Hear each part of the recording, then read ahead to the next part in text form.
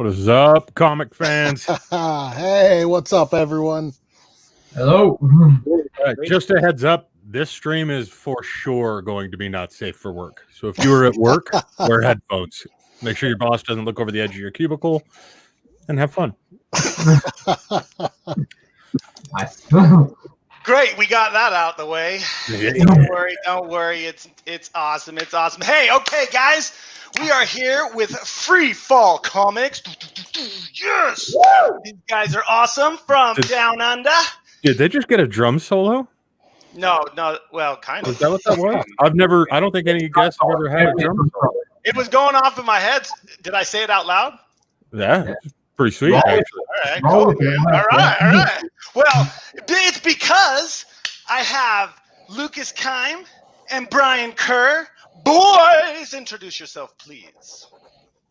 Lucas, go. Me first? Okay. My name's Lucas Keim. My writing name's LA Keim because it just sounds cooler than Lucas Keim. Like the LA, California Keim? Yeah, no, just because my middle name's Alexander, and I want to say that. But I have, okay. Can we just refer to you as Alexander from now on? Yeah. No, you don't. No. Come on, man. That's a conquering name. It is. Yeah, I'll have to own it. Yeah, you gotta own that one. You're just like, oh. Yeah, but I came from a film background kind of, and everything I wanted to create as a filmmaker would not be done in Australia, and I need a studio to back it. So I kind of just like, why not in Australia? Because Australia likes their dramas. They like low-key dramas. Oh. Yeah, we don't do a lot of blockbusters in Australia. Great film industry, but don't do a lot of blockbusters. So What about Mad Max? Yeah, I was just about to say, man, that whole Mad Max series. Yeah. You guys are probably sick of anybody referencing Mad Max, but We definitely need more Why of that. is all Mad Maxes done in Australia or something? I don't know if the last one was. It was all done. Like it was originally an Australian film. Yeah, the first one was Mel Gibson. Yeah, I don't know if the new one. I'm pretty sure. All right. Yeah. You guys are right. Oh my gosh. Well, you got Mad Max. Yeah. And the Crocodile Dundee, That's which you need drama to just balance it out. You need a lot of drama.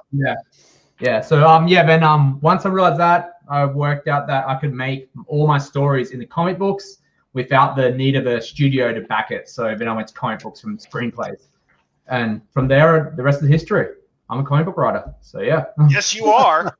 Yes, you are. That freaking comic is awesome, man. Holy criminy. Yeah. You're reading a good comic when you forget to you stop counting pages and you run out of story before you're ready.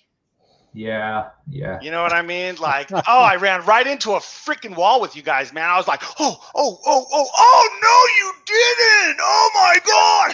That was so excellent. The power of a writer. Dude, I hear they teach that shit at college.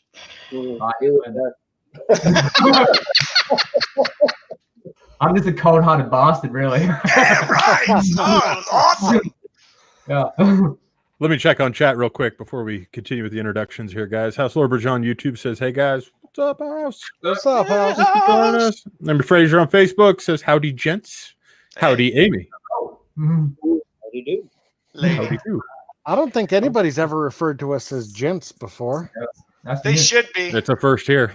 I mean, we're classy enough, you know. Nobody's ever accused us of that either. That's true. Right. Well, let's continue on with the introductions here. All right. Yeah. Sorry, man. So, we got AKA Brycey, because I've never met anyone cool named Brian, so it's always been Brycey. What, dude? Come on now. It's yeah. So it is what it is. So, I know lots of cool Brians. You're one of them. Well, there we go. if someone named Brian is watching this stream, that was not an insult.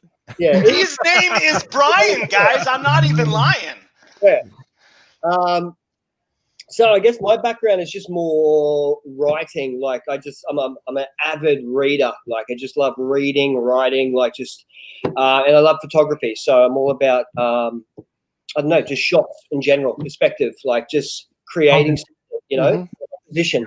And Lucas and I actually originally met when I was running a comic book stall at a local market. Yeah. Really? Yeah, I was a tiny little market. It's in my hometown of Redcliffe, Australia. Those memories feel so old now. That happened so long ago, buddy. I mean, we haven't talked about this in ages, but I was little comic book stand, and this guy walks past holding a sign. He's like, "Hey, will you talk about my comic?" I'm like, "Yeah, sure, why not?" We had a comic early on development and wanted us to kind of just talk about it to anyone who walks up to the store. And I'm like, "Fuck yeah, that's awesome, man!" Like, I've never met an actual comic creator before, and here's this local guy from my hometown. I'm like, what are the odds? Like, really small town, and this guy just rocking up. And then from there, we just started catching up every now and again. And then he kind of hit me up one time going, "Hey, I've got a new script. Would you mind reading it for me and just giving me some feedback?" Because I think at the time, a lot of people, what happens when you give things to your friends is everyone's like, "Yeah, that's great. That's fucking awesome. Oh, yeah, this is incredible." But it's not always the case. Sometimes you need It's not false feedback. They're just like, "Keep going, buddy." Oh man, I don't know about this. If you want to get better, you kind of need someone to critique you every now and again. And so I did. I was like, "Hey, this is great," but I got really fucking bored between page 9 and 11. Like, what's this? And so I started adding post-it notes, like my own ideas to the pages, and from there we just started catching up more and more. And then Lucas was like, "Man, like, I love your feedback. This is awesome. Like, hey, do you want to join me in Freefall Comics?" I'm like, "Fuck yes, I do." I'm like, "This is awesome." And that's honestly where it started. Like, just as someone giving him feedback, but honest feedback. And just, so what was the story you were giving feedback on? That was actually our next project that we have in the works now, which is... Wait, spoiler alert, spoiler alert. Oh my gosh, hold on. Wait, we all have to get ready.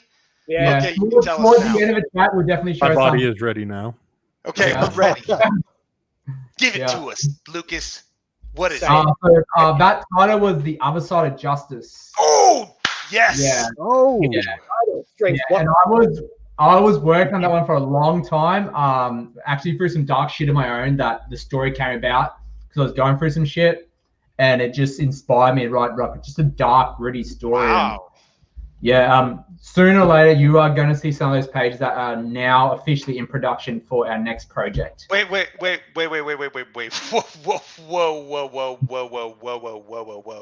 Did you say sooner or later? How about like during this show? We can do it during the show. If you guys are ready just for at least show, one, maybe we one. can do the first 2 pages in this show. No, I was reading through that one. I think Brian sent me a link. Well, you sent me a link a while ago. And damn, that story really is. I mean, Roundhouse Hooligans kicks ass. I mean, I love that story. The way that story goes. Oh my gosh. And then I read this, and this is more in a script format. So you're describing the scenes and how they should look and stuff like that. Oh man, so excellent. We get to see pages of that. That's excellent because what they showed me was 17 pages. How many pages into the book would that script cover? That was a 12-page teaser, which we'll be putting out first. Wow. A 12-page teaser, just to give a little bit of tease and pretty much like a teaser trailer. We'll treat it like that, and just to get some people hooked on it and want more. It's going to be dynamite. Roundhouse Hooligans is just kick ass. I mean, the layout, that you guys got it professionally done. Tip the hat to the artists and the inkers and the colors and all the many people that you had working on this. I mean, it really and the way you get the story going, man, it really takes off at a freaking sprint. I'm like, oh my geez, hold on, and freaking I'm all holding on, and then all of a sudden it's like, holy crap. Yeah, there's definitely nothing slow about this thing. Dude, it was so like action-packed, but then you're wanting like, oh my gosh, what's next? Like, where are they coming? What's going on next here? What? Because you're seeing this group form, and each one's got to be a badass the way you guys like bring him in. Holy my hail, Duke is a freaking god, obviously. Yeah, he said cool. I mean, you can only imagine the beginning of that Rob Zombie song during that scene. What scene are you talking about? Huh? What scene where him and Violet are introduced. What are you talking about? First introduction, right? Love that introduction. Yeah, dude, that's a great introduction. I'm not even joking, dude. The only one the only song that played in my head is that one of Rob Zombie, where that girl is just full going. I'm just like, oh my gosh, this is freaking awesome. Oh, you guys need to get the rights to that and play it as a soundtrack.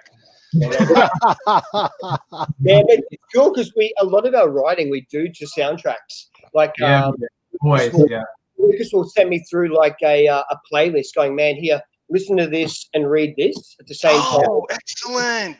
My headspace, and this is kind of, well, not my headspace, but this kind of really will just kind of now like help you get into perspective, like help you kind of get where I was emotionally when I'm writing this stuff. And man, it fucking works. Like, you know, like the other day we'll hang out together and like we're writing a script and we put on some song. I forgot what the song was, but we're both sitting there going, dude, this is too emotional. I'm gonna cry soon. And like, it's not good.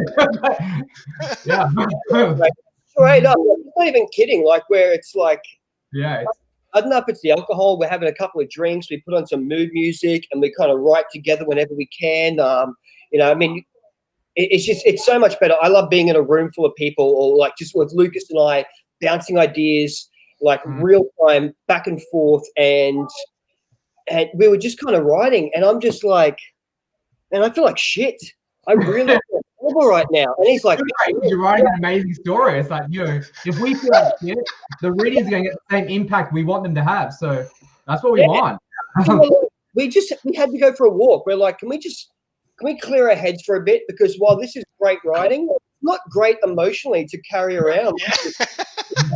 And it was really fucking heavy where we had to go, okay, like I've got kids literally in the background right now. Right on. Hi, kids. Crash it. Yeah. Photo bomb. Oh. No, they're not. They're not gonna do it. All right. Well, I tried. They're not big fans. We haven't made a kids book yet. Yeah, but the idea's been there. Yeah.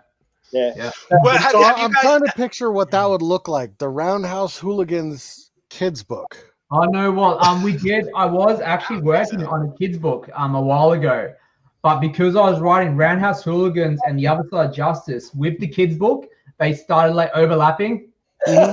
Kids book started getting darker and darker, and I had to tone it down back to like G-rated or PG rated. Yeah. Well, let me catch up on chat here real quick, guys. Jason on Facebook says, "Happy birthday, Jared!" Woo! Yeah. Woo! Yeah, it's Jared's birthday Happy today. birthday, That's Jared! right. Cameron says, "Hello, everyone." Hello, Cameron.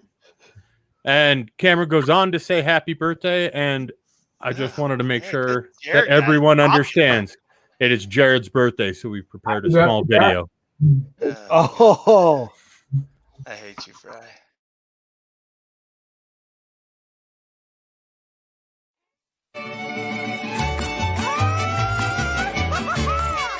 Hola, it's your birthday. We're here to party and sing to you. It's from me.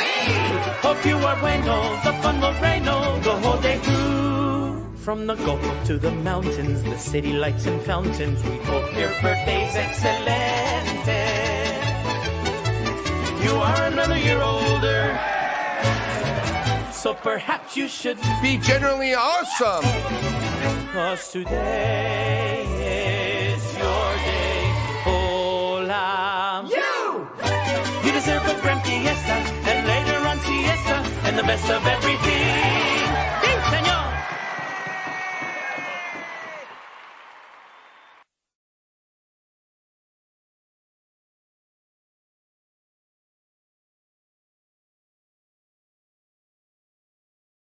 Wow, that was incredible. That's going to be in my head for the rest of the day now. That's so great. Man, that was sweet. Dude, I never even heard that birthday song before. That was so badass.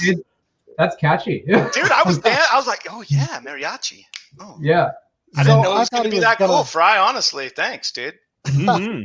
I thought he was going to play his flamingo song that he always plays. So I was hoping not. What? I remember you showed me the flamingo song. It changed my life for a minute. I don't have the flamingo song ready. No, you can't. No, that's why. Have you guys seen the flamingo song? Maybe they want to watch. Maybe they want to watch the flamingo song. He'll send you a link. Yeah. Because you have to watch it the whole way through in order to get it. Well, see, now you're just making it look like I was unprepared. No, that was awesome, dude. Mariachi, baby. That was awesome. All right. Pixel Slap on YouTube. So speaking of soundtracks, what do you think about Smashing Pumpkins' new videos? I have no idea. I haven't watched them yet. They were and like in general, like I've always loved them, so I'll check it out after the show, Pixel. I haven't checked it out. Have you checked it out, Matt? It sounded like you had. I have. It's your typical Smashing Pumpkins. Okay, so they still sound like themselves. Oh yeah. Yeah. Okay, that's a good sign. I was wondering if they would lose their whole sound, you know. It's been a while, right? It's been like a decade. Yeah, a little over, hasn't it? Holy Really? crap. Okay, yeah, so all right. Well, we will check that out, Pixel. Thank you Absolutely. for the heads up. Pixel goes on to say happy end day. I don't know if that means birthday. That probably Dude, that's does. like your next day. Oh, okay. That's the best when you got 2 days in a row like that. We got another happy birthday from Leslie on Facebook. We got another happy birthday from Lordbridge on YouTube. Woohoo! So we got wait a Pixel second. Slap saying, LOL, it's Steve Martin, amigos. Yes. With 3 amigos. everybody saying happy birthday to Jared, how old are you now? 50, 60? What is it? 37. Oh, okay. Wait, I'm older than you? Yep. Woo! Yeah, boys. I don't actually believe it. I was going to ask. So, Brian, have you seen Music Maker in the marketplace yet? No, not yet. Okay, do yourself a favor. Grab that book because that book does a great job of showcasing the soundtrack features of the marketplace. You guys totally have the ability to do soundtracks to your books, and just from the way you speak of it, having your guys' soundtrack would do some incredible things. And I encourage you, don't do different styles. So like you have your Roundhouse Hooligans now in the marketplace. When you do the soundtrack, put it in as an additional comic. Yeah. To the marketplace, because it's an additional feature. That was like a feature, like we noticed, obviously, when we teamed up with you guys, which we thought was awesome. And I've got a friend who does scores for TV ads. So sounds boring. Oh, right on. He's one of those annoying people. He plays bass, guitar, drums, keyboard. And so I'm looking to him up for a bit of an original score for Roundhouse Hooligans. So, It does need music. So much, man. Like when you're reading, when like you're listening to anything, and there's that music that you watch any movie without the sound or without the score, changes everything. So, There's actually that scene towards the end where they walk into the farmhouse and Torrance starts playing on the piano. That one key scene in the actual script, the screenplay, that song was meant to play out throughout that scene and get more repetitive and get more stronger and more deeper as the song went on. So it was meant to replay on that. So definitely want to put music into it. I remember reading a book to different music, and when I hear those songs, I remember those action sequences in the book that I was reading. Like I love music and stories. Like it's the best. It is the best. And from the fact that you guys were like totally emotionally wrecking your guys' self with that. Great. Yeah, you have to as a writer. Oh, dude, I can see it, man. Because I mean, Roundhouse Hooligans is a really intense ride, dude. I mean, we're dealing with all sorts of things, and I'm kind of left hanging, going, "Okay, what's really going on here? Like, what the flunk?" So Yeah, I was actually. Oh, sorry. Go ahead. Yeah, we really want to do that because like what the whole idea of Roundhouse Hooligans wants to make it immersive. So like just say the reader was a character and they were meeting the Roundhouse Hooligans as a new gang member. Each character you know more of throughout the story, the more you spend time with them.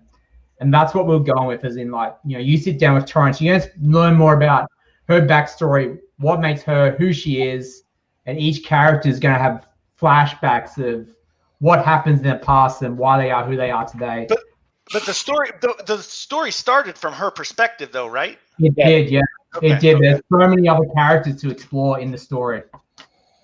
Originally, we played around with the idea of the first couple of pages, you're opening it up, and it's essentially your initiation into the Hooligans. Yeah. So it's straight up just first person perspective, which is essentially you're on your ass and you're looking up at Duke, who's just knocked you the fuck out, and he's just got his hand out stretched to the reader, and he's like, "Welcome to the Hooligans." Yeah, that's what we want. That's what we want. We want the readers to be a part of the Hooligans and be taken into that gang where they can be accepted for who they are and they can be an outcast. That's okay. You're a hooligan now, so everything's going to be okay. And you just go for a long ride. It's a ride, and yeah. Well, that's bad. Yeah. So it really has this kind of like almost Robert Rodriguez feel to it. You can definitely see that you guys have a history with like cinema and stuff like that. So yeah, he's my favorite director. Oh, he is? He is, yeah, I love him. Yeah. Yeah, Okay. you can tell. I could see him taking this and actually turning it into a movie. I mean, so Robert Rodriguez, Matt, who is this? Director. What? Desperado. Desperados. Once Upon a Time, Mexico. Bryzy, what was that reaction? What was that? Jared needs to be schooled. What? All right, we're all with you. We're all with you. So it's normally just comic books and stuff that he's like, I have no idea what you guys are talking about. No, it's pretty much everything. I don't know what you're thinking. I'm realizing that now, man. Yeah, I don't pay attention. I got work to do, man. I got jobs.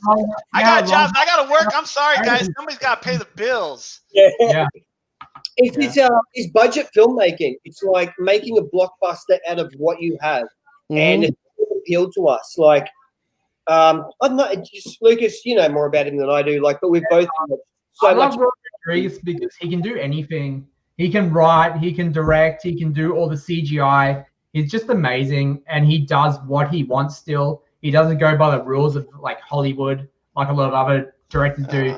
He's just not like that, and that's what I wanted to create. I just want to create a grungy, good story that's like kind of in that era of like it's just fun. It's cool. It's out there. It's different, but at the same time, have more impact and have a deeper meaning than some of his films do. So yeah. Mm-hmm. And that's why you came to comics, because you could do all that. I can do all that. Yeah, it wasn't easy, but coming from like screenplay to comics was not easy because you have to cut a lot of the stuff like that you put into it. You can't have all these scenes into one page. So you have to cut that down and but it's not the same impact as it did before. So. How many scenes would you normally have on a page versus how many scenes you can have on a comic page? I believe each page in a script is 1 minute long, I believe. On average, yeah. Yeah, it's been a long time since I've written a screenplay, but yeah. So you really have to cut it down and you have to get to the points. And I was only a rookie to comic writing, so it was a lot of trial and error. So yeah. Oh wow. Yeah, but I think the background and screenwriting definitely helped. Yeah, like credit to Lucas. When we originally started, like your writing then to what it is now, and fuck man, it's got so tight. It's like really tidy. Like shit back then. His mindset was shit back then. And I don't know, I think we have a clear objective of what we're going for, like first, second, third act, how we frame things, how we show things, explain things. It's so a lot of things we write, we'll kind of leave it there for a bit because, I mean, if you're drinking a little bit, you're writing stuff, everything is fucking amazing. everything. You put it on, you're like, this is groundbreaking. This is like ever. Why has no one ever done what we're doing right now? Like, you go back a week later, and you're like, holy fuck, what were we doing? Like, you do got to sit on things for a little while. Like, you got to take your time. Otherwise, man, you write some shit, and we're the first ones to admit it. Like, we've written some stuff which we love, man, like which we loved, and I've still kept all the copies. So, you know, that's awesome. Nostalgia, baby. Nostalgia. Man, I love it. Like, so I like to photograph a lot of our behind the scenes, just of us working together, writing scripts, things like that, for no one else other than us, because it feels great to look back at what we were doing, where we were, what was going on, and I don't know, and then just to see where we've come from there. And usually it's a lot better. Usually, like not always, but we're still broke ass creators, but hey, dude, that's how it is, man. That's everybody in this industry has to work like 2-3 jobs just to participate in this industry. Exactly. That's why I don't know anything. I got to work so hard just to be here to hang out with you, cool dudes. Man. And it's hard to keep up. You're so busy. You're like. You want to be reading everything that's new, but at the same time, you've got 4 kids, bills, you've got 3 different jobs you're working, and it's like, have you read this? And you're like, like, yeah, I'm gonna read it. I'm gonna read it. So checking in with chat, guys. Pixel Slap on YouTube says, "I miss Terry Pratchett. I'm sure that he would have worked with you guys. Wish someone out there would pursue the future." Okay, so who's Terry Pratchett? Yeah, I know. No one knows? Okay, at least I'm not the only one. I mean, I was like, oh great, they're all gonna laugh at me again. I don't know. Well, we're all Don't gonna you laugh guys at you have just Google? because. See, I'm stuck on this one monitor because of Fry. Because of Fry. Well, not technically, but there's How no many one else Amazon links have I sent you, dude? Like money. I lost count. I'm looking him up now. I love those games when I was growing up. What are they?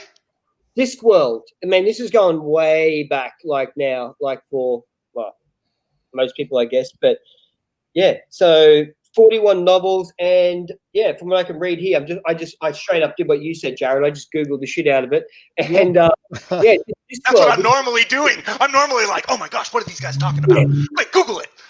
Pretend to know what's going on. Just smile and nod. Smile and nod.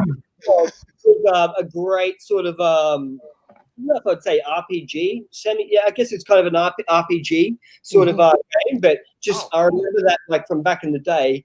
Great storytelling, great writing, real comical characters, real funny shit. So, Pixel Slapper. Dude, Pixel, you rule. All right, don't worry, Pixel. We Googled it. We're good. Okay. Yeah, Pixel says read his books. All right, Pixel. All right. Damn. We'll read those books, but you got to go read Roundhouse Hooligans. Deal? Yeah. Yes, you guys need to read Roundhouse Hooligans. This comic is excelente. I mean, you guys know where I got that from? Excelente. Then we got Joe Frazier on Facebook saying loves Terry Pratchett. From the mariachi happy birthday thing, man. Mike. I have memory of fish. Okay. Do you feel like the mariachi birthday wasn't enough? No, I loved it, Fry. You are incredible. Okay. I just thought it was funny. I was going to try to sneak it in, but a bunch of people already knew it was your birthday, so. Joe actually knows who Terry Pratchett is? I'm sorry. I totally didn't notice you had that up. Yeah. Yeah, you have one job, Jared. One job.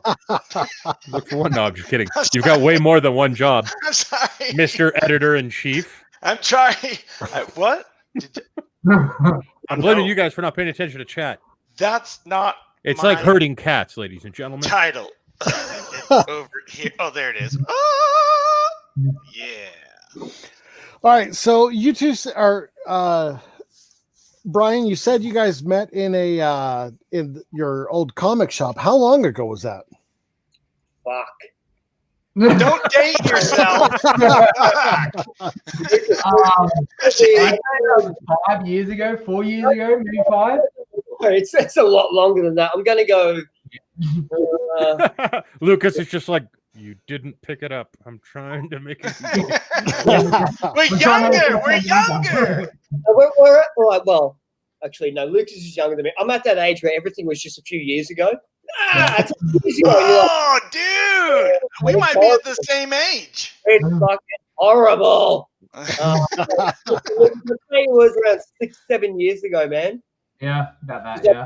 Where I am now, 4.5 years, and then we were back in that my hometown a couple of years where we were catching up. So I'm going to go like around 6-7 years ago. We put up, and Lucas is in the local newspaper for a comic he'd been developing. I was, yeah. And so, all right, this is kind of what really grabbed me originally with Lucas when I wanted to jump on board with him as like a. Whoa, grabbed you? What was the face you made? Pardon? I said, whoa, it grabbed you? What was the face you made? All right,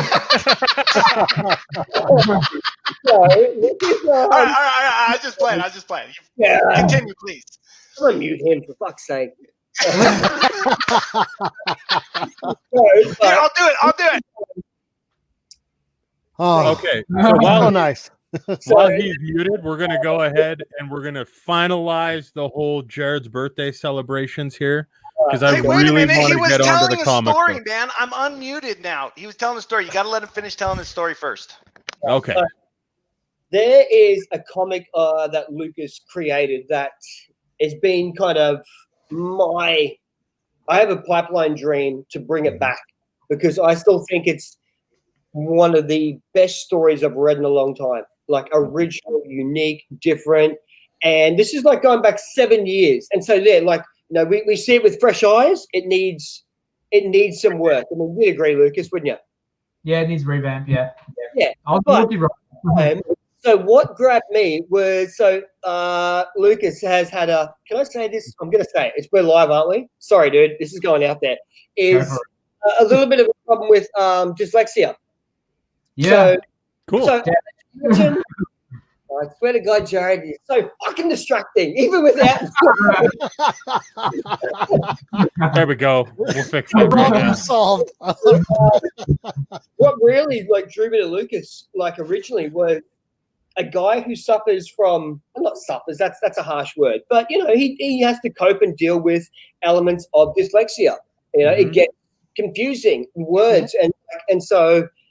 There came the visual storytelling element where so much is open to interpretation. There's no words to be confused. There's an image, there's a shot, and then we can take what we want from that. I found that beautiful. I thought it was amazing. And he's only got better since then, though. And I think just working at his craft, he's become a better writer. But that's originally what it was. So Lucas had a hard time reading. All became jumbled to him. So he's a guy who loves cinema because it's so much of it's visual and he can kind of interpret that. And he wanted to take that to the book, to the page, to help people who were kind of like him, where it's like, too many words in a row, I get sleepy, I lose track, I don't know what the fuck's going on anymore. And so, abandon all hope. I'll say it. That was the title. Is that the title of the book? So I can try to find it. So back in those days, I was actually in production for a book called Abandon All Hope, which was a sci-fi. It was early stages of the company. So back then it was called Freefall Productions or something like that. I was actually doing it with an ex-girlfriend, and then she left, which means I had to revamp the whole thing. But yeah, so that was another story that I did. And it never saw the light of day, but I do want to bring it back with the new title and the new company logo and stuff. So yeah, it will be coming back eventually. And we got to do it. Like there's no if. It's just when we do it. Like I've always seen it in our top 5. Like we've got a few things on the go at the moment. Roundhouse Hooligans, The Other Side of Justice. There's a couple of other titles I don't want to name just yet because they're still working on them. We have a filing cabinet that's just full of old scripts. Right. I think every writer has The one of those. treasure chest. I love it, the sound of that book, though. That sounds amazing. Which one? Scripts, like we've just got stacks of scripts, and it just feels so good to pick up, like just I don't know, just a handful of paper and flip through it. Like it's so different to working digitally, or like we're both on Google Docs typing something. I don't know. There's something visceral about just grabbing a script and peeling pages and writing on it. Like it's. Yeah, and a lot of them are still in screenplay form, so they haven't been turned into comic books yet, but they need to be eventually. So as soon as we take off after Roundhouse Hooligans, then I definitely want to put more of those ideas into production and just create more stories for the world to read. We have so many ideas, and don't you guys have plans for Roundhouse Hooligans 2? What's happening there? Man. Roundhouse Hooligans 2? We got plans. Roundhouse Hooligans fucking 33. Like shit, it goes fucking 33.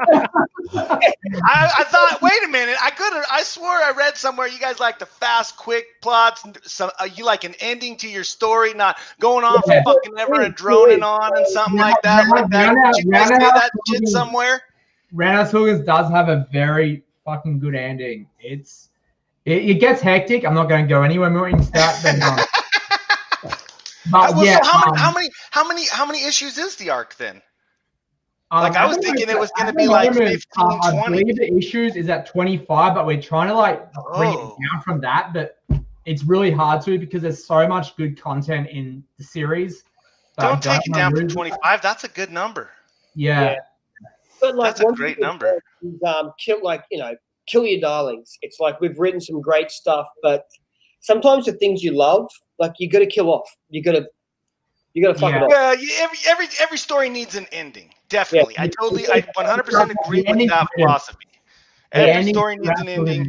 But the thing is just the way that it started. I'm just going off of the way that it started, the experience that I had reading Roundhouse Hooligans.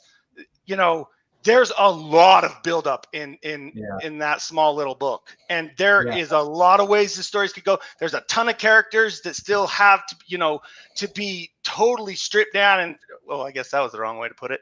That have to be totally shown up. Well, I guess that's the wrong way to put it too. You know what I'm saying?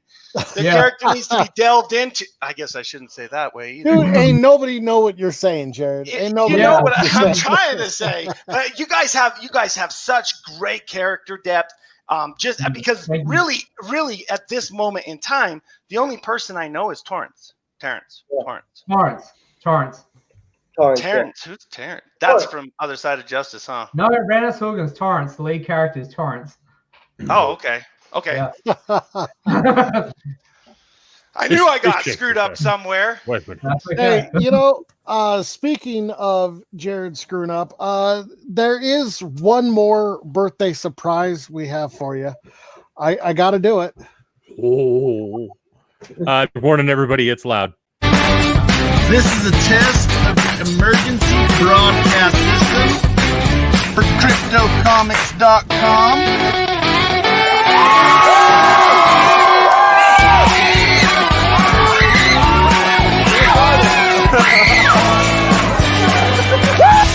We're here. We checked in with Boots 236. Come and check us out. We're very excited. All the creators are starting to show up now, so of course we're fangirling.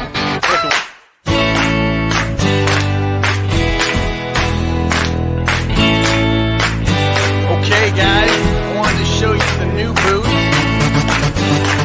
Oh yeah, check that out. Oh, looks better, huh? That one took us last time. Isn't that nice?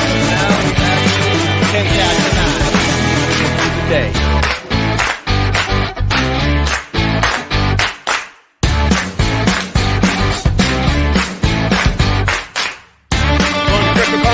Sign up.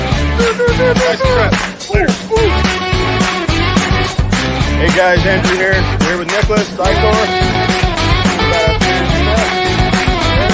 And we're gonna go do some more shirt throws out and see what happens.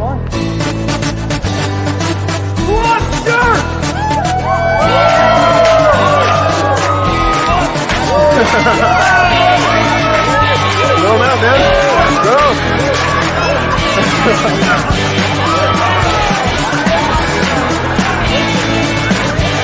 Place that provides.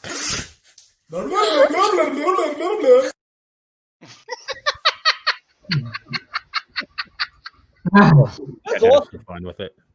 I felt nostalgic just watching that. I feel fucking awesome. Thank you. So Yeah, I feel like I wanted to be there with you guys. So see, So the thing guys- is we used to go to conventions, and Jared would always just like his favorite part was just to take off from our booth and run around recording everybody in their cosplays. Did people think he was playing Sabretooth or like Wolverine, or was that like? Oh yeah. Generally. But I was cruising around on Heelys, so I was just rolling around on Heelys, taking pictures. So what we started doing is with the t-shirts, and you guys are familiar with that. We used to run out to the crowd, and Jared would scream out who wants some shirts and start throwing out hundreds of Crypto Comics t-shirts. Yeah. So we figured, Jared, that since it's your birthday, that maybe, oh geez, what the why hell? is it your face? What are you doing? I don't know. God, stop touching we go. things. How about Hey, now? I wasn't touching Can you anything. hear me? Hey. So hey, Jared, can you hear since me? it's your birthday, why Hello? don't you give out Hello? the first of the Roundhouse Hooligan shirts? Ah! Wait, am I on? Can you Yes. hear me? Yes, we can hear you, Jared. Oh, dang, I wish I would have heard what that noise was. All right, so I got to get out the first one. Okay. I give it to myself. What? It's my birthday. Bro, you come on. All right. So No, since I Jared don't want wants it to be now. that way. Forget it. I'm okay. So here we're gonna go. What do we want to do? Trivia? In just a minute. Ooh. In Roundhouse Hooligans, what is the first word that Violet mentions when she's introduced in the comic? Damn, I Or don't even- not mentioned, says. It says. I meant- remember that. the first word that Violet says? Yep. I mean, I know the scene. Yeah, It's in the scene. It definitely is in a scene. I would say it's in the scene. I would say it defines the scene. Ooh. Who's playing videos? Is that Matt? No. Matt, my bad. you Sorry. I was actually trying to work out what the scene was. I know that's all happened to me. If I go there, I'll be like, oh crap. Yeah, I was trying to be sneaky with it, so I knew my own story, but I was like, damn it. Busted. You caught me. All right. You gotta Pixel have on it set YouTube. on the page already. Pixel on Yeah. YouTube calls Jared mutton chops. Mutton Very chops, accurate. huh? Very accurate. Let's talk about accuracy. So yeah, what we're doing right now, guys, is we're doing a t-shirt giveaway. The trivia is, Jared? The first word that Violet says when she's introduced in the comic. The very first word. The very first word that she says. Okay. No one knows. Lucas? I know. I'm trying to look it up because it's been a while since I've written that script, man. I was like, that's like issue 1. I'm already writing like issue 10 now. So I was like, that's a while ago. Do you know Brian? Do I know? Oh, Let's go. right. Do you know Brian? Nah. Nah, I'm gonna find it. I'm curious. I now. already found it. I know what it is. Okay, Yeah, please. Do you want I've me got to it. tell everybody? I've got No, it not on the yet. screen that I'm sharing that you guys can see Yeah, instead of share seeing you. it. I need to know. I couldn't find it. It's a 4-letter word, but that will just complicate I know. things. If it's a sexual thing, I feel as though you should say it out loud, Jared. It's not. So No. your dreams are crushed. I mean, Sorry about that. the whole sentence is. Well, the whole sentence. Yeah, now I should have said whole sentence. That's what I meant to say, but instead I said word. Damn it. The whole sentence defines the scene. Got ya. So if anybody can jump into the Crypto Comics, jump into the book, find exactly what Jared's talking about, you'll win yourself a shirt. And if you can't, quick, hurry, send somebody a message to do it. Do it. That's cheating, Jared. Jeez. I wouldn't cheat, but I'm gonna end up giving it to somebody. Pixel says I'm a dumb blonde. LOL. No, that is not what Violet says. Blonde. No, it's not. No, she's definitely not blonde.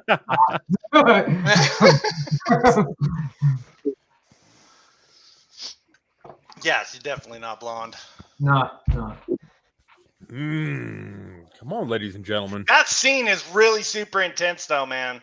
That You was like really good. That was the way you guys did it was, it was well done. It was well done. The scene flowed really well. Like the research for that was pretty fun, actually. Oh, I'll bet it was.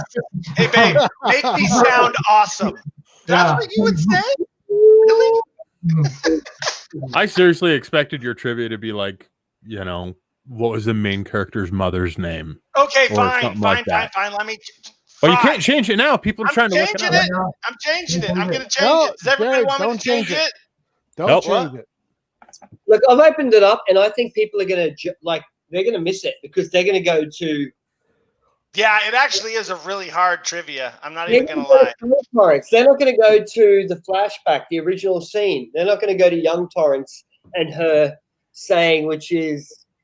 You're talking about Violet, aren't you? No. This is when Duke and Violet are introduced. Oh, yeah. Okay. Big difference.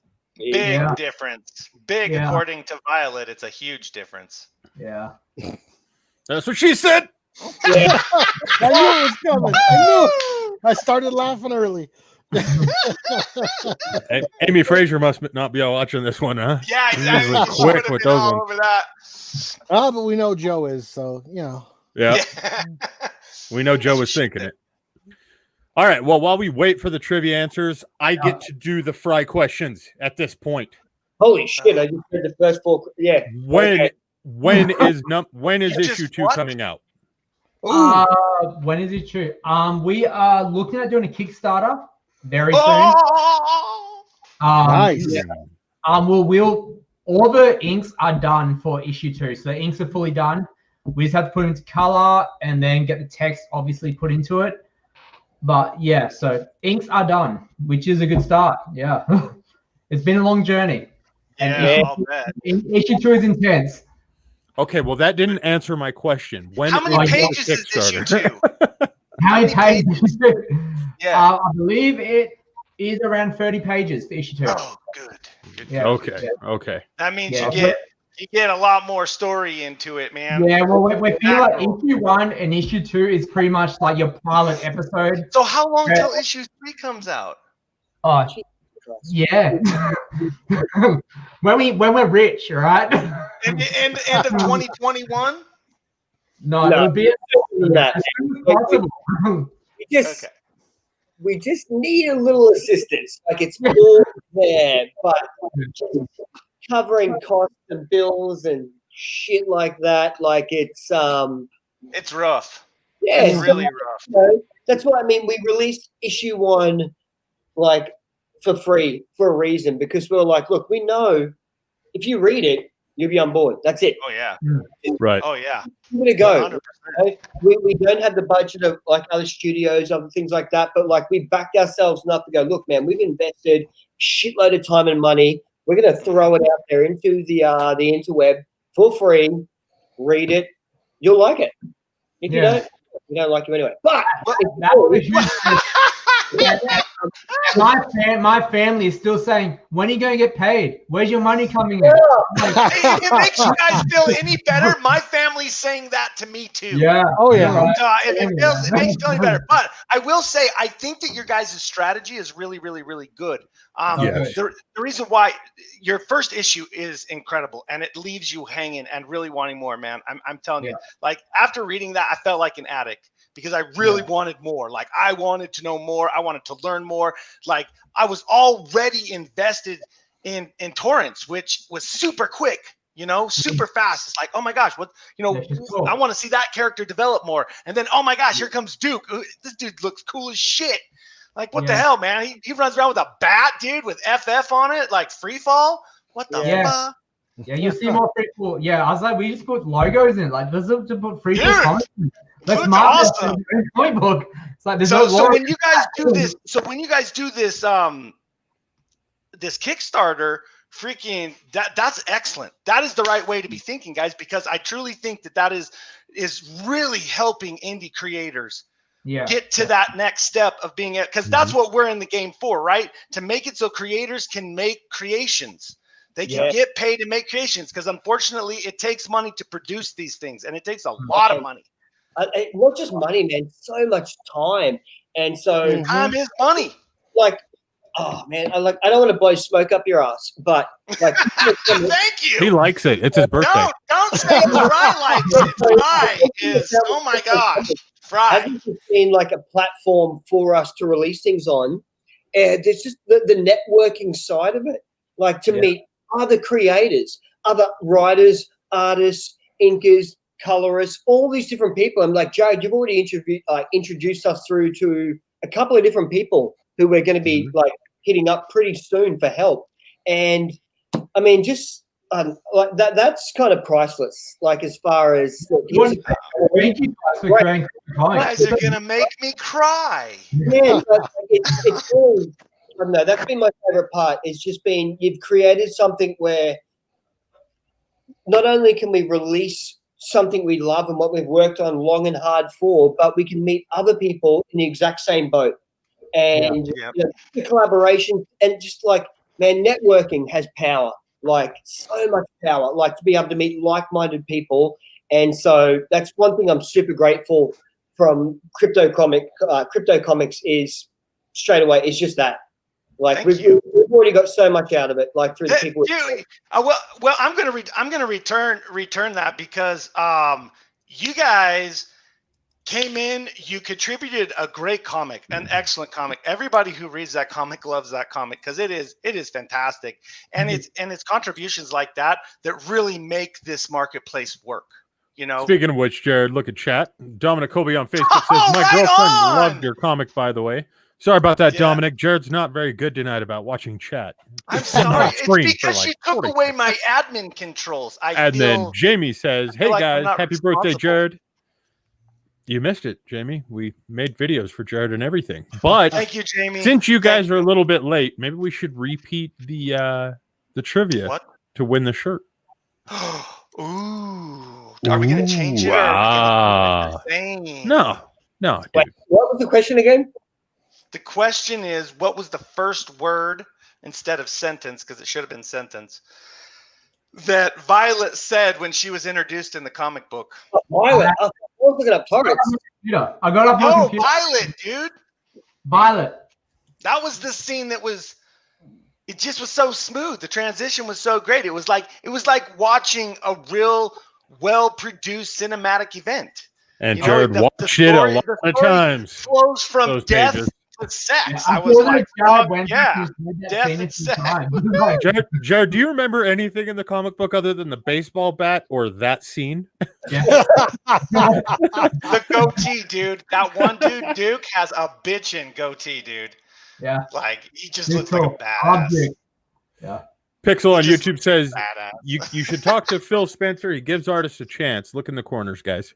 Who's the Phil? Who's the Spencer? Man, you should talk to Crypto Comics. They give fucking artists a chance. Oh, thank you. Oh, thank you, Ryan. Woo! Shit.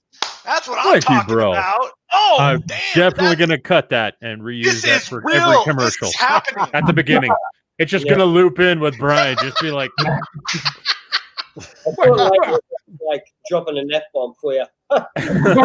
No worries, Jamie. We love you. You're not on the F-bomb. The F-bomb's just going to work better for our branding. Yeah, so Jamie dude, says, I'm really I'm a little late to the impressed with chat. how well you lay it down. And then Joe Frazier says, absolutely love Roundhouse Hooligans. Thank you. Thank you very much. I love the feedback.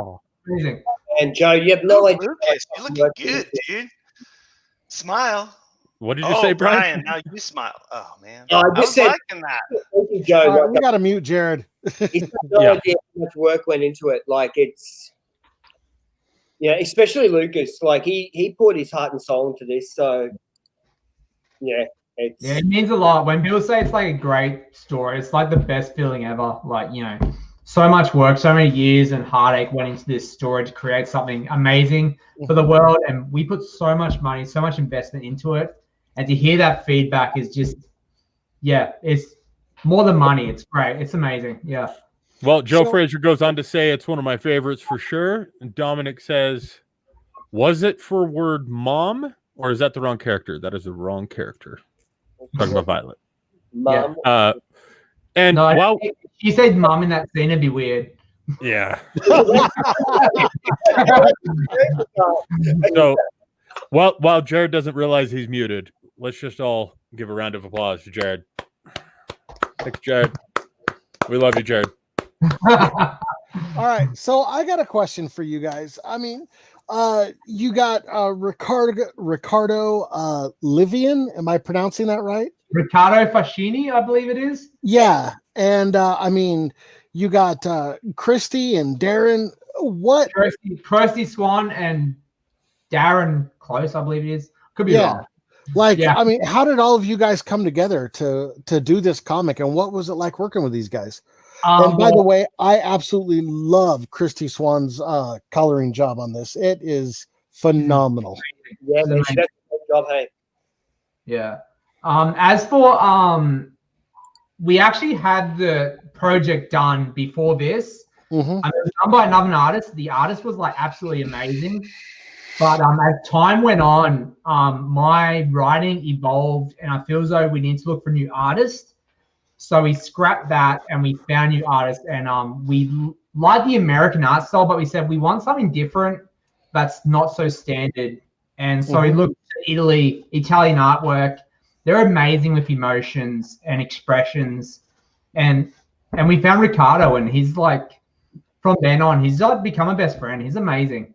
Nice. Yeah, so like with Ricardo, like what's great about him is like there's so much detail into the shot, the scene, the angle. Like, is it a wide shot? Is it a long shot? Like, and what we did with Ricardo is we didn't really need to give him that much. Like, he just can be on the same page as we were already, and so it's helped us as far as saving time for going, hey, this is to be shot like this, extreme close up. We want this angle, we want that angle, because we've just been able to trust him, like someone who just script, and he just, man, that's one thing. Like between that, any new comic artist, any new writer will find is every single artist you find will interpret your words so differently. The entire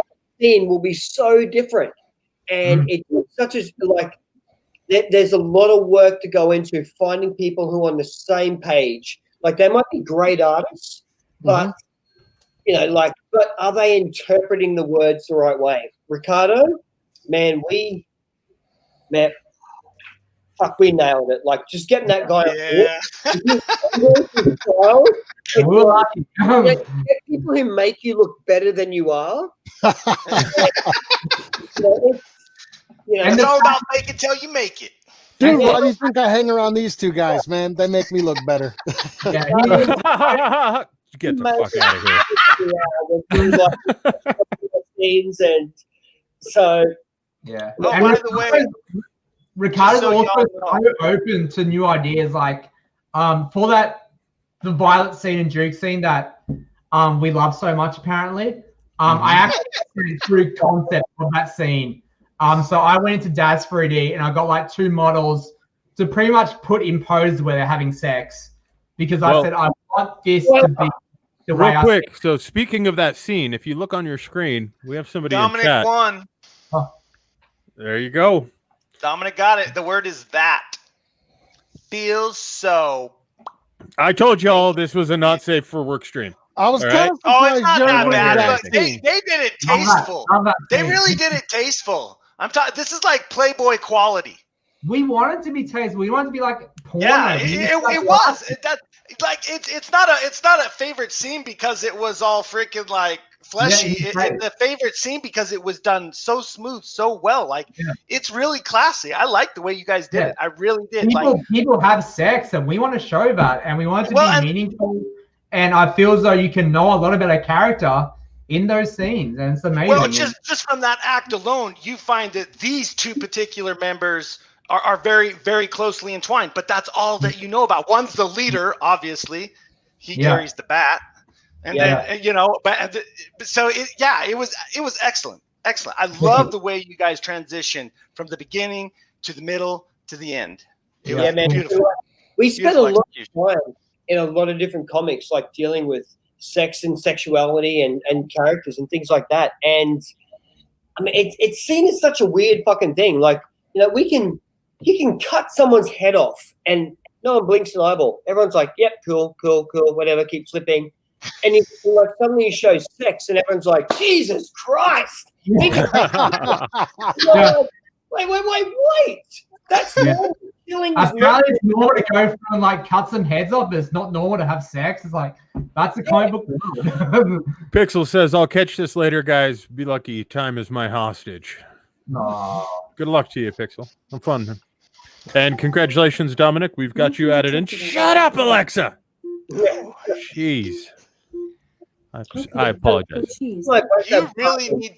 And so we'll run our scripts by our partners because we're like, there's nothing worse than a guy writing for a woman in a guy, especially like a dickhead guy's point of view. It's like, so a lot of what we do, we run by our girlfriends. Like, what do you think? And we're like, that's pretty fucking hot. And we're like, sweet.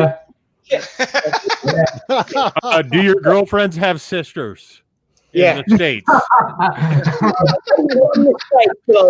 Stop, Fry. This is not a swipe left or right type of situation. Anything can be a swipe right situation. No, I don't think so, dude. When you got a face like this, every opportunity is an opportunity. My girlfriend's any opportunity from America, so for a short period of time. So I'll get back to you on that after the show. What?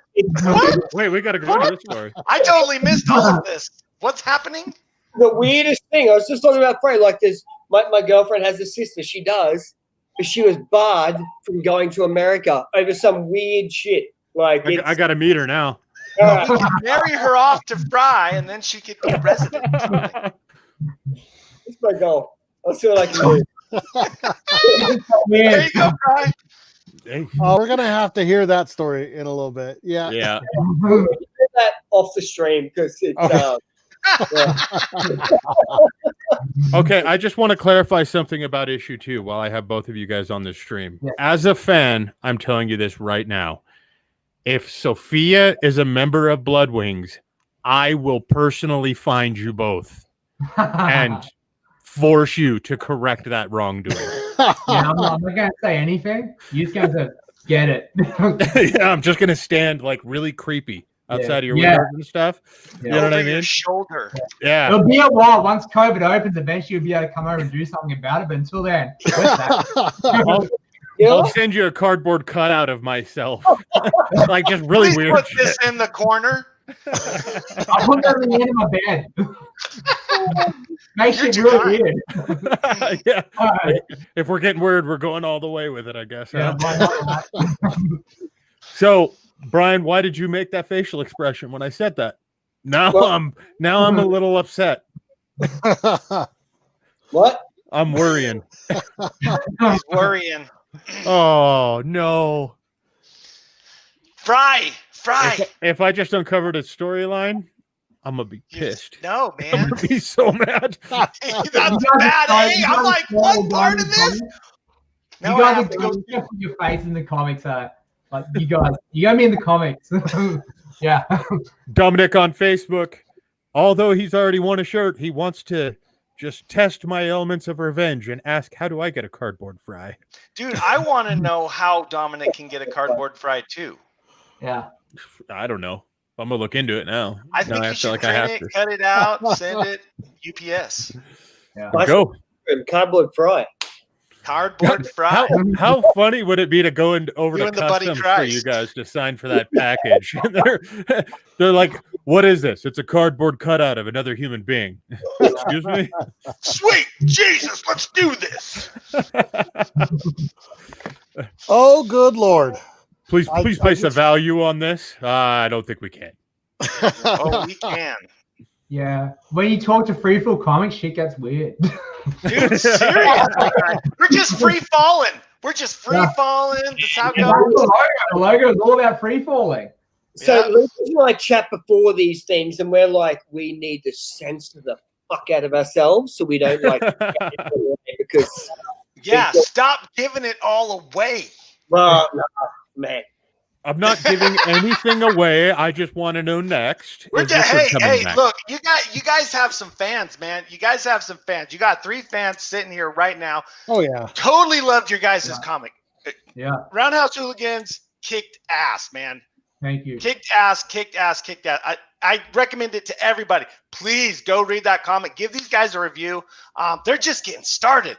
And yeah, man, just straight up, like, give us a review, good, bad. Tell us what you think. Like, and they want honesty, which is awesome. These guys are open to it. I mean, if you can find something bad, I'd challenge you because I don't think you'll be able to. But and like, no one can ever get any better than with honest feedback. I don't care if it's bad. Just read it, for Christ's sakes. Jump on the crypto. Just read it. Well, okay, so we don't let too much go on Roundhouse Hooligans 2, 3, 4, 5, 6, 7, 8, 9, 10, 12, 25. Let's step over to other side of justice. Oh, okay. The other side of justice. Wow. Yeah, that was up now. So Fry and Matt really haven't had the opportunity, I don't think, to even read outside the other side of justice. So we're just gonna have to. We think. I'm wondering why, Jared. Because I don't know how to use my fucking computer. Okay. After this, can we send you guys a 12-page teaser? We already did. We sent that. Yeah, I have it. Jared didn't send it to us. Really? Fuck. Yeah, I'm sorry. I'm sorry. It's all my fault. It's all my fault, guys. I'm sorry. But if you knew the day I was having with this computer, that is no excuse, Jared. I sent it to you, Matt. You don't have an excuse. Now, no, you did not. He's going to go and check his email right now to make sure that he didn't get it. He's like, I haven't checked my damn email in 8 days. Oh God, I never saw anything. So I have read the story, and these guys, we can fill these guys in on the story because they did not get the chance, and I apologize. That was on me. But I did want to talk through that story with you guys because this is your second project. This is something that you guys are going to be coming out with, and you also had some teaser pages you guys were going to be showing us. Yeah, we just went in production for the first few pages. We found an amazing artist. He's great. So is it the same? No, different artist, totally different art style. We need to go totally separate from what we have around Roundhouse Hooligans, sorry. So yeah, the new artist is different. Still amazing, but just different. Yeah. Oh wow. Oh, okay. I don't know if you guys can see this, but so look down in your Brian, look down in your where you're in StreamYard. You want oh, okay, there you go. Perfect. There we go. Hey, that was sorry. Was that Brian? Did Brian do that? Yep. Sorry, I apologize. Oh, no worries, dude. At least you found it. At least you're not like me. I didn't even deliver. You can see. So we're working with an artist, Wilson Santos. Damn, that looks good. Yeah. Sorry, guys. Go ahead. I have no fucking idea how good this looks. So this guy, he's worked for DC and Marvel. And so we sent him our script. And we sound like smoking it so good. We had his rates. So if I can jump back to you guys. So we had his rates, and we're like, fuck, we love your work, but we can't afford it. at all. Like we can't afford what we're doing. We're gonna be broke the rest of our lives. He was like that badass, huh? So he's won a bunch of awards for his Star Wars comics, Dr. Aphra. Oh wow! And we're like, good luck. He doesn't need it. He's killing it. And then we get him coming back, going, you know what? I'd love to work with you guys. I want to do this. And we're like, yeah, that's cool, but hell yeah, we can't afford it. Like you realize that, and he's like going, yeah, no, I know, but I'll drop my prices to this much because I think this needs to be seen. And we're like, oh shit, yeah. Throw my to that, it's such an amazing thing. I'm so fucking mental, and I call Lucas. I'm like, have you seen that fucking message? And Lucas, I'm 9 whiskeys deep. I've seen the message.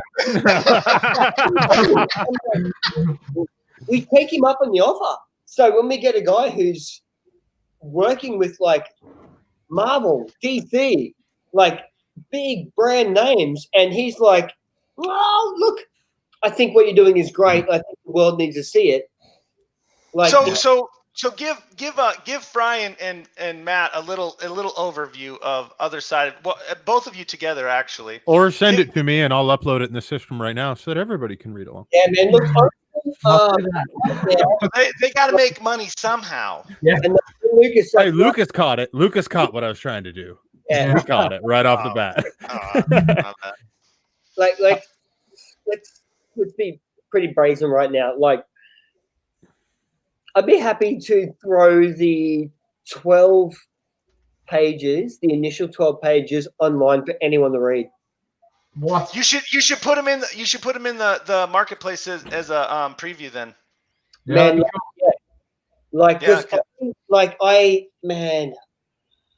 I really believe anyone who can get through those first 12 pages is on board. It's intense. Yeah, it's intense, man. The way you guys do the imagery and you're explaining the scenes and stuff, and what's happening, man. And then seeing the artist that you're using and just his depiction right there of him smoking that cigarette, dude, coming off of what I read today, I was like, holy shit, man, this guy is just freaking nailing it. Yeah. So, scenes we described. So Lucas is he's around my house, and we're writing out scenes. And so the way we picture things is not just like a panel, but a page. Like, how does it all come together? And we're like, does this work? Can we do this? And so Lucas breaks out his camera, and he's got his like, okay, 35mm cinematic lens. Let's see what we can do, because we like to emulate cinema and a shot. And so I've got my girlfriend in my bathroom holding the phone, holding the camera, going, okay, who's in shot? And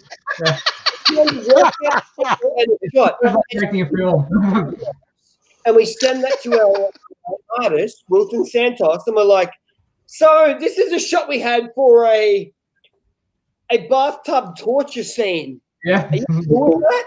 And he's like, well, straight away he's using a translator program to go from English to French, and he's like, I'm sorry, torture. And we're like, yeah.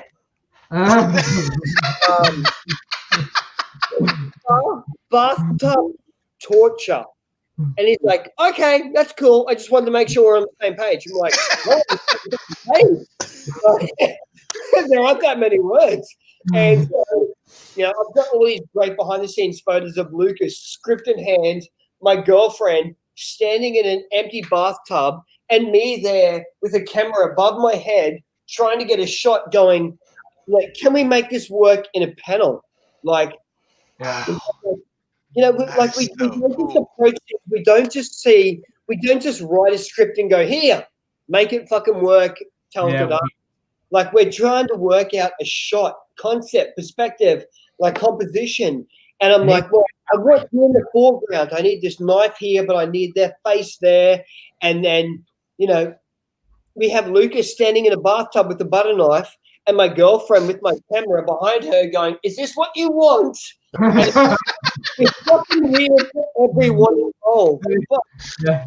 Like, man, the amount of work that goes into it is fucking bullshit. Like, we just want people to understand, and like, I don't even know where I'm going anymore with this whole story. Dude, that's because there's so much to go.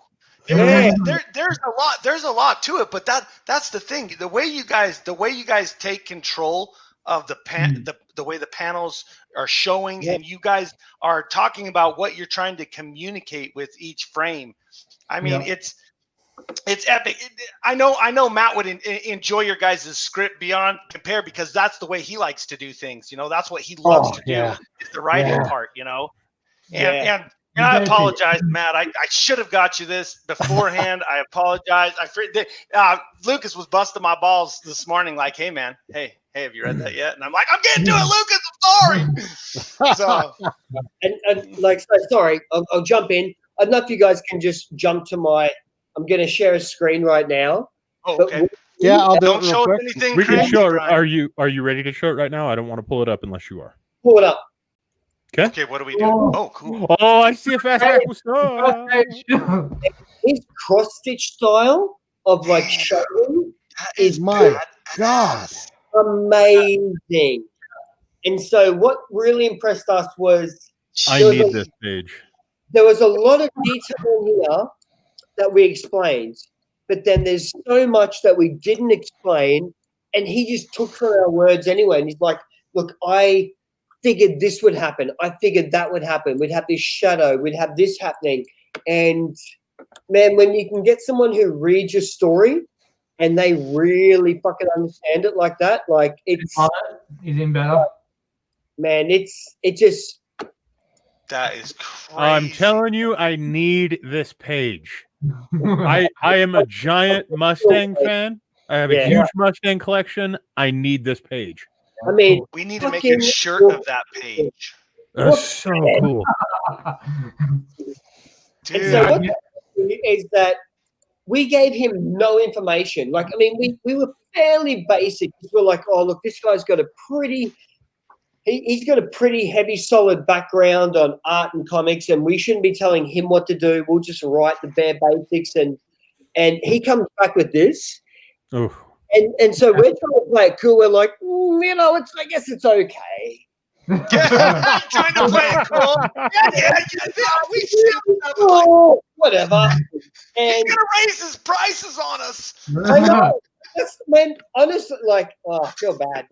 Dude, but that is honestly a concern that comes up for us. Is like, look at how he drew the car out of frame. I love it. Like, I love it enough that you guys have to have that in the system, because I need to do a shirt of that car. Yeah. And so dude, that looks sick, man, with the FF logo and the CC logo. Oh, yeah. Headlights. And so when we were at like a script, we were like, okay, it's autumn, and he takes it to a next level. He's like, well, leaves are fucking. Some leaves are blowing. We're like, I'm out. Yeah. You like, man, it's so good. Now, what's this guy's name again? Wilton Santos. I recommend anyone who's on their phone, on their computer, look him up. He's done so the Star Wars comic, Dr. Aphra. He's done DC. He's done plenty of Marvel. The guy is just too legit to fucking quit. And here we are, a couple of like, let's be honest, a couple of. I've heard that term in a long time, Brian. Nowhere, going, hey, what do you think of our script? And initially, we're going, oh, we can't afford you, but we'd like you to read our script anyway. And so by chance he reads it and he comes back and he's going, I'm on board. I'm in. Yeah, I want to be a part of this. And you're like, but how many books are in the arc of this storyline? The other side is a lot smaller than Roundhouse Hooligans. Okay. So we're looking at maybe 4 volumes for that one to tell the story, but it's over a small amount of time. But there's just so much detail and so much characters to jump into that we wanted to give each character, even the villains, enough time to express their who they are and stuff. So it's it's crazy. If you like Roundhouse Hooligans, this is totally a different level of like insanity. I remember breaking into it in freaking like barely making it. I think through the first, second, I think the second, third page, and I was just like, I think I was already starting to cry. I was like, yeah, it's cryable.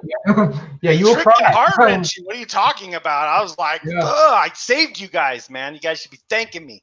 You guys would be crying today, just like me.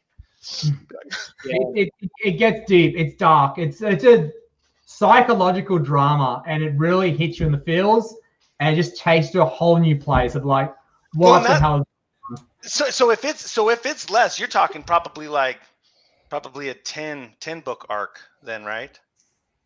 No, I reckon it'll be 4 to 5 volumes long, but they'll be longer books.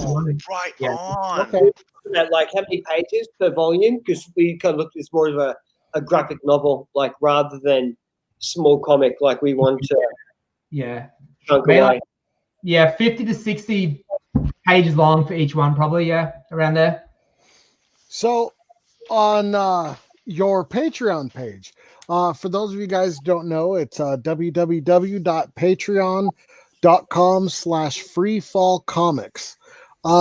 I was going to ask you about your ongoing blog about the journey to Roundhouse Hooligans. Yeah. Kind of what can you tell us about that? So we will eventually, we want to put into like some sort of comic book form, but we'll be going into like the history of it, how it started from scratch before I even met Brian, and how we had the artist that, and all the ups and downs that happened throughout trying to get that out and release into the public. And there was a lot of stuff went wrong during that state, and I was going for a lot at the time. So it will get pretty deep, but I think it's needed to give our personality and forward to our reading. Oh, that's badass, dude. Yeah, so we're going to be very honest with what we did and the mistakes we made, so other creators and even dreamers can come on board and go, okay, they made mistakes too, but I can still go forward and create something amazing. So, yeah. Yeah, we kind of were like, and we made a lot of fucking mistakes. So many. Mistakes, and we just kind of want to help people. Like, there's so many good stories out there. We just kind of want to help people not make the same dumb fucking mistakes that we did. Because at the time, we had no one to look up to, no one to emulate. Like, we were just winging it every single day. We're like, Lucas is like, hey man, we got this page, it's this much, and I'm like, dude, I'm broke. Nothing changed. You're still broke, Brian. Oh my god. Well, let's see if we can help change that. Dominic Colby on Facebook just posted, I am now an official hooligan. Boom! Right on, Dominic. Thank you, Dominic. That was Right very on, cool. Dominic. You guys already have hooligan started. And we promise to create the best content for any of our people. Like, we just want to create amazing stories, create amazing art, and just tell great stories that hopefully maybe inspire people. There's a lot of stuff in Roundhouse Hooligans that I believe people can relate to. A lot of concepts that are motivational and going through dark times and dealing with your anxiety and depression. There's a lot of that in Roundhouse Hooligans, and we really push it forward, but we make it a part of the story. And that's what makes Roundhouse Hooligans great. There's a lot to learn in Roundhouse Hooligans. Yeah, but at the same time, we don't like to go, hey, this character is depressed. Yeah. Has PTSD. Yeah. So much is open to interpretation, and the right readers, the right people, you'll take away what you need from that story. It's ridiculous to go, this is what depression looks like, because come on, it looks different for every person. We're morons to tell the world what we think it looks like, and so we didn't want to do that. We're like, look, we come from different walks of life. We've had a lot of shit go on, and for both of us, it looks very different. And we want everyone who picks up the book and starts reading it to interpret it differently, because it's all based on. Jared? All right, guys, I'm not sure what's going on with Jared's connection. I'm going to just pull it off for just a minute until he's back on. Sorry about the background feed there. Yeah, so we got The Other Side of Justice is coming. Yes.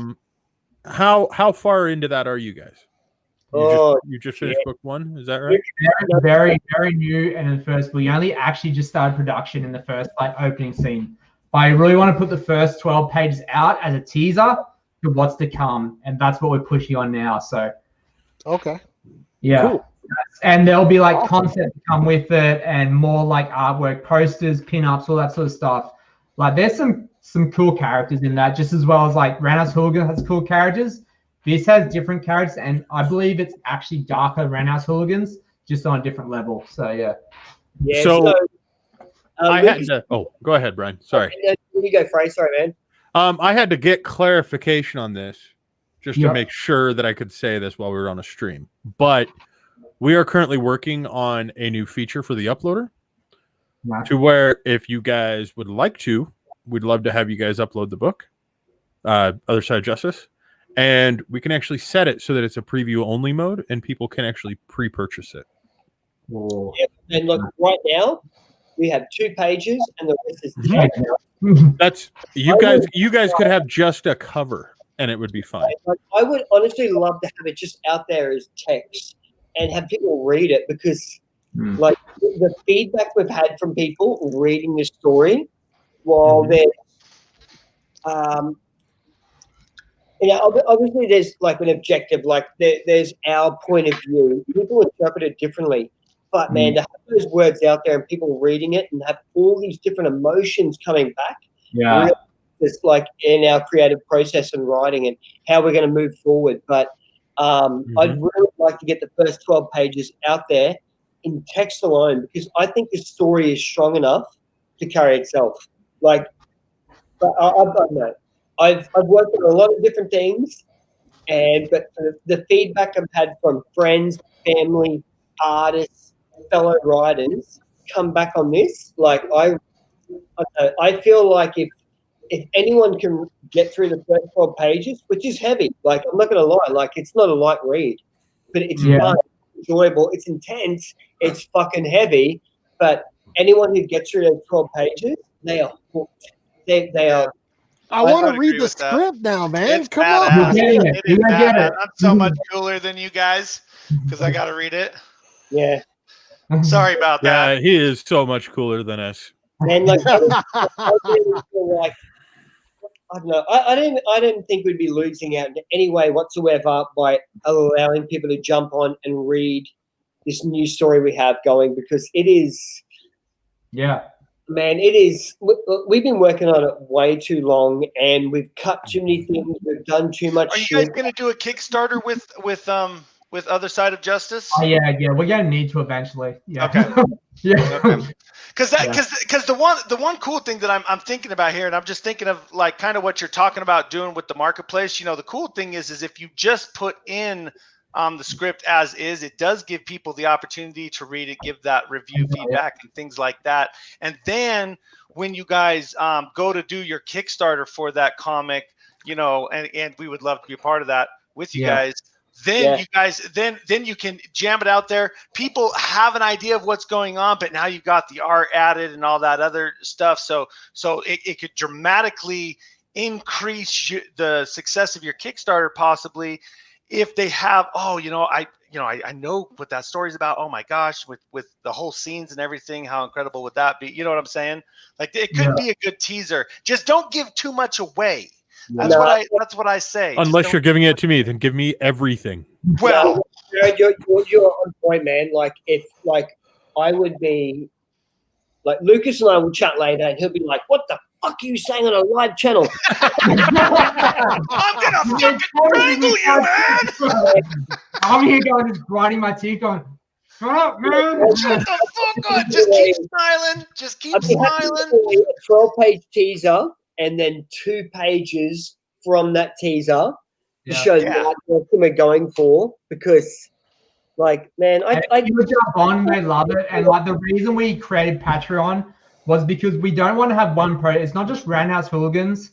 We're talking about a whole publishing company. We have so many ideas, so we want our readers or our fans to go on and go, "I love Roundhouse Hooligans, but I like this concept more." so they can fund this concept and keep this project growing, or they can create Roundhouse Hooligans growing, or when we have other projects come on, they can create that growing, and they can choose their genre or their favorite story, and that's what they can invest in. That's what they can go, oh, I want to see more of this story come to life, and that's what we create the Patreon for. Well, Andrew Judge just says, I just bought it for my Kindle. Can't wait to start reading it. Awesome. You guys just got a sale. Oh. Andrew, I fucking love you. Right? It's a great read, Andrew. It's a great read. You are going to love that comic. And guys, you guys, that's why I say, I mean, just the idea of giving the teaser, I mean, you guys are already pros, obviously, when it comes to knowing when to stop. Brian's going to have a hard time at a convention, I think. Brian is going to have a hard time because he's going to be like, here, man, just take it all. Just have it all. Woo-hoo! Let's party. Or you want to throw it out there. You want everyone to read it. You want them to get on board. And it's so hard to kind of go, you know, that's why I've got Lucas going, shut up. Well, we're here to help Lucas get that message to you, because at the same time, you got to be smart in your decisions. You know, moving forward, you guys got to be smart in your decisions. And the reason I say that is because I'm greedy as hell, and I want you guys to make it to the next one, and to the next one, and to the next one, to the 25th one, because guys, I love your comic. I love Roundhouse Hooligans.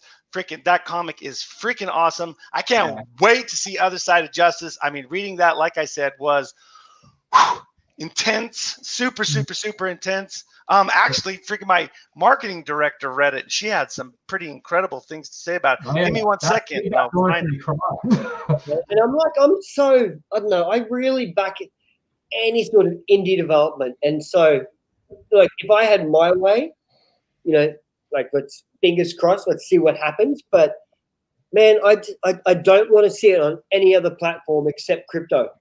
Yeah, because you want to look after the people who look after you. It's like you've got these underdogs who are backing you, giving you a shot. No one else has, man. No one else has. Or if they do, they're like, that's cool. You can release it through our platform, but we're going to take 87% of your fucking profits. You know?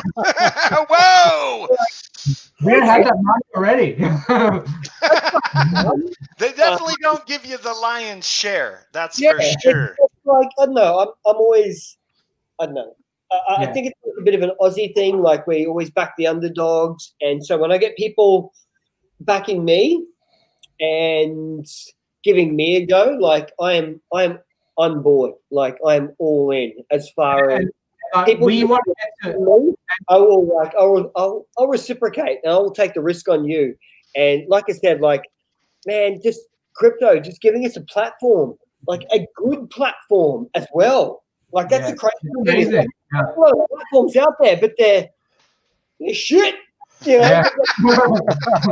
Well, hey, just before you make Fry's head way too big, and it's not going to fit on his screen no more, I got to read this for you guys to reverse course and make you guys' head big, because this is something that Lindsay said. Well, there's a bunch of things that Lindsay said, but this is something that Lindsay said in relation to your guys' script that I definitely wanted to read.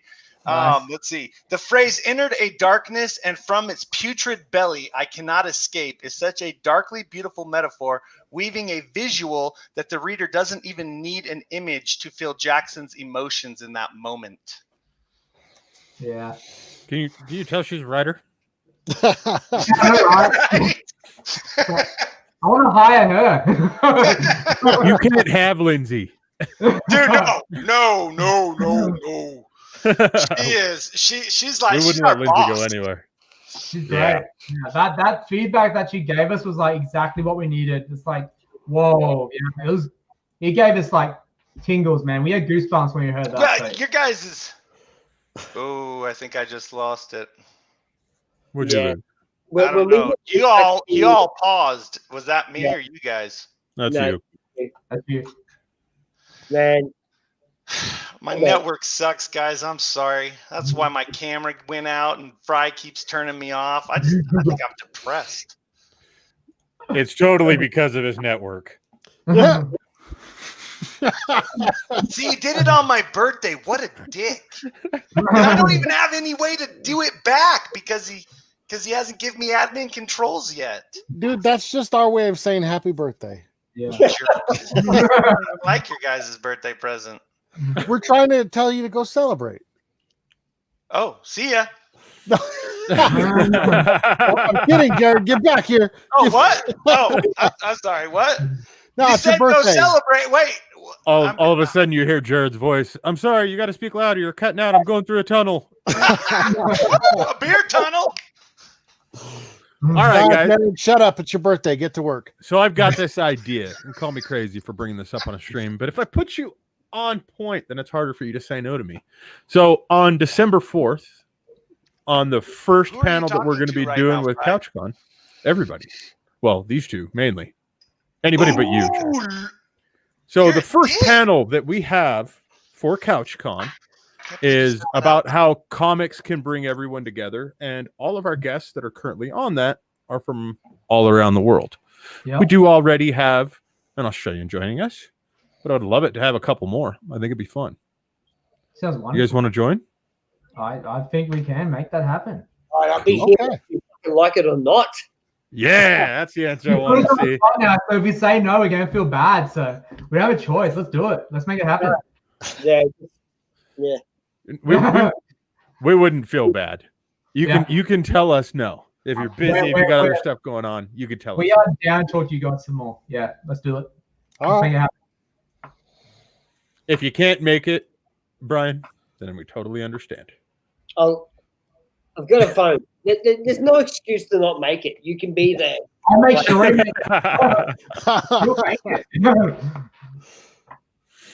So, and I'm thinking that when we do that, we got to give away more shirts. But right now, let's do a second shirt.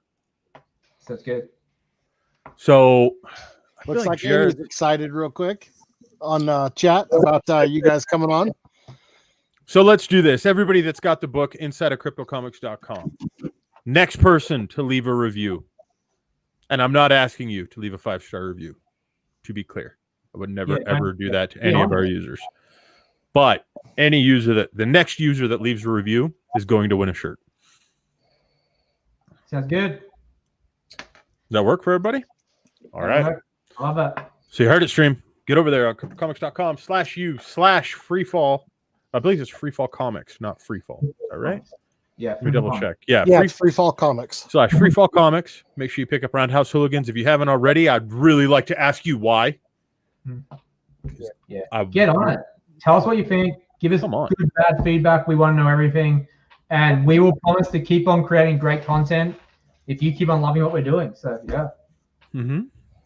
Which means that Mustang is going to be in a book if they can continue moving forward, which means that I'll get that book inside of my system, which means that I'll get to design a t-shirt that has that Mustang on it, which means that I will finally have a Crypto Comics shirt that merges my comic collection and my Mustangs and everything together. And if you people don't come through on this, I'm going to find all of you.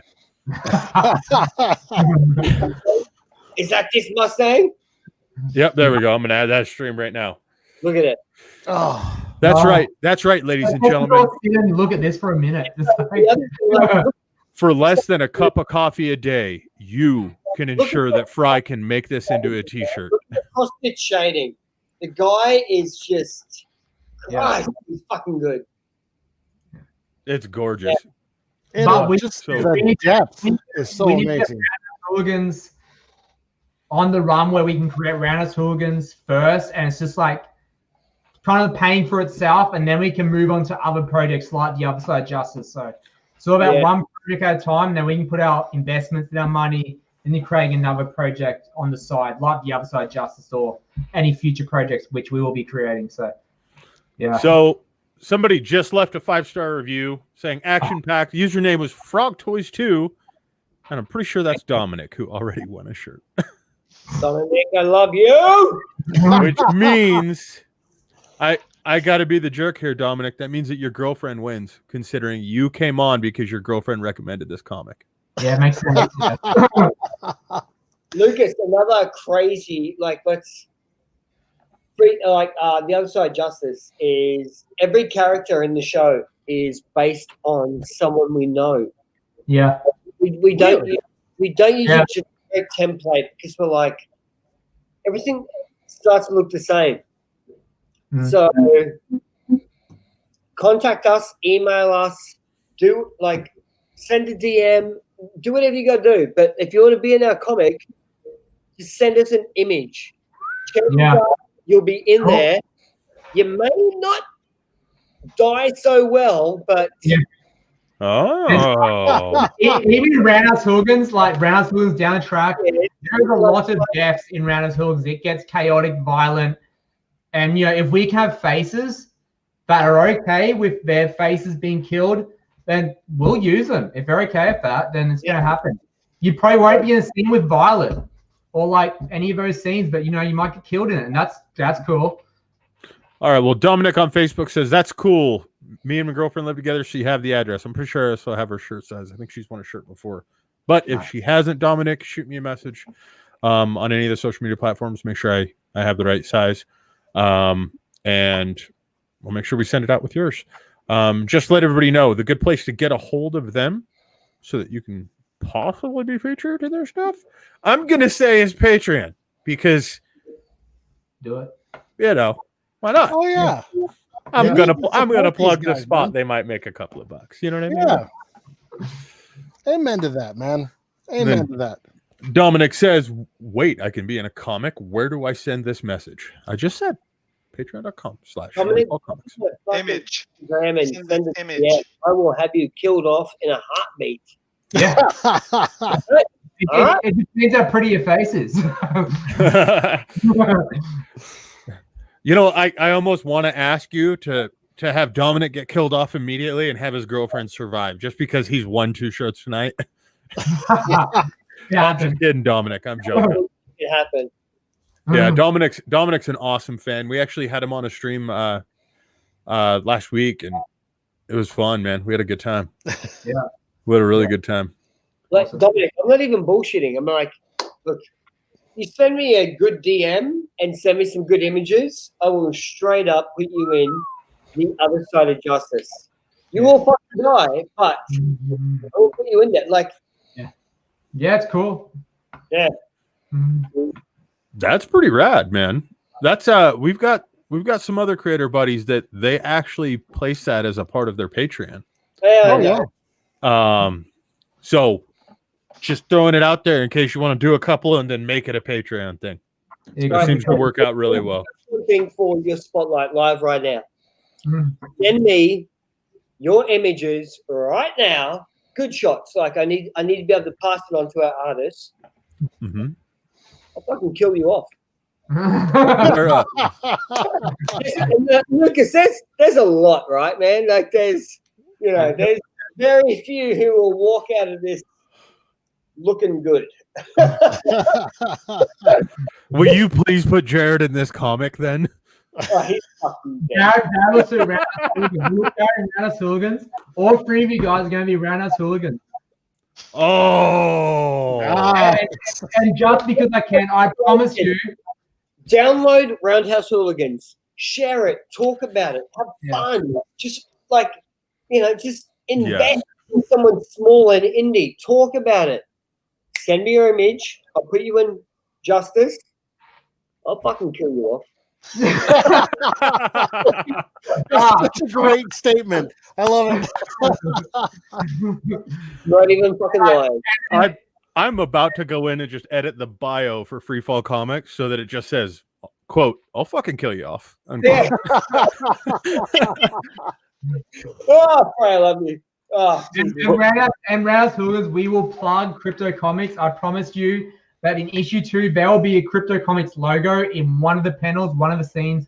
We're not going to tell you which one, but we will be plugging Crypto Comics in the pages. Oh, that's incrable, man! Thank you. Thank you really don't have to do that, but I love that. We do that. We do. Like that, when we talk about indie guys, when we talk about like just dudes in their fucking basement, their garage, doing whatever they do, like I've mentioned it before, but already, man, like the contacts that crypto has given us, like as far as artists, writers, creators, like Kickstarters who just know how to do what we do. but better. Like, man, we need it. We need all the help we can get, and you guys have just been amazing. So, we're using and abusing you as much as we can. So that's all right. Like I said, it's Jared's birthday. He loves it. I'm happy to kill Jared off next week.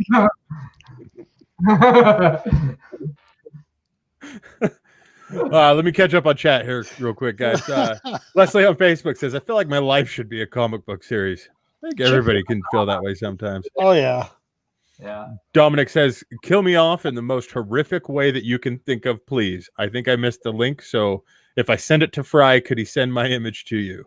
Yeah, you do that, Dominic, and I'll forward it over. Dominic, everyone says, like, yeah, kill me off. It'll be cool. But I mean, like, yeah. Now, we actually in my computer I actually have a death list of like different deaths I want to include that haven't been done before on my computer. Is that just like all these cool ideas? How can I kill people off in the most interesting way? It's on my computer. Just ideas I've come up in my head. It's like this could work, and that'd be cool. We can throw that in there. So yeah, we're not serial killers. Writers always have the most interesting Google search results. You know what I mean? Oh yeah.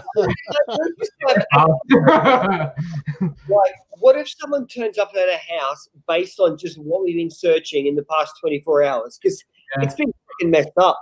Yeah. Yeah.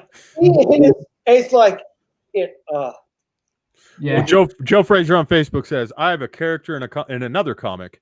It'd be cool to cross into yours and then get killed. I'm the model, good and ugly. Joe is also the owner of Crypto Comics, so that you guys are aware. Joe, he's been the one that's been promoting the crap out of it. He loves your book. I will tell you that. Yeah, you're gonna need it, Joe, for sure. Yeah, Joe very much digs it. In fact, what's funny is your book got uploaded, and within 15 minutes of your book getting uploaded, both Joe and I hit up Jared individually, like freaking out, like, dude, this book is really, really damn good. Like, figure this out, get stuff lined up, market the shit out of it, go. Yeah. And Jared was just like, yeah, I know it was good. That's what got it in there, guys. Man,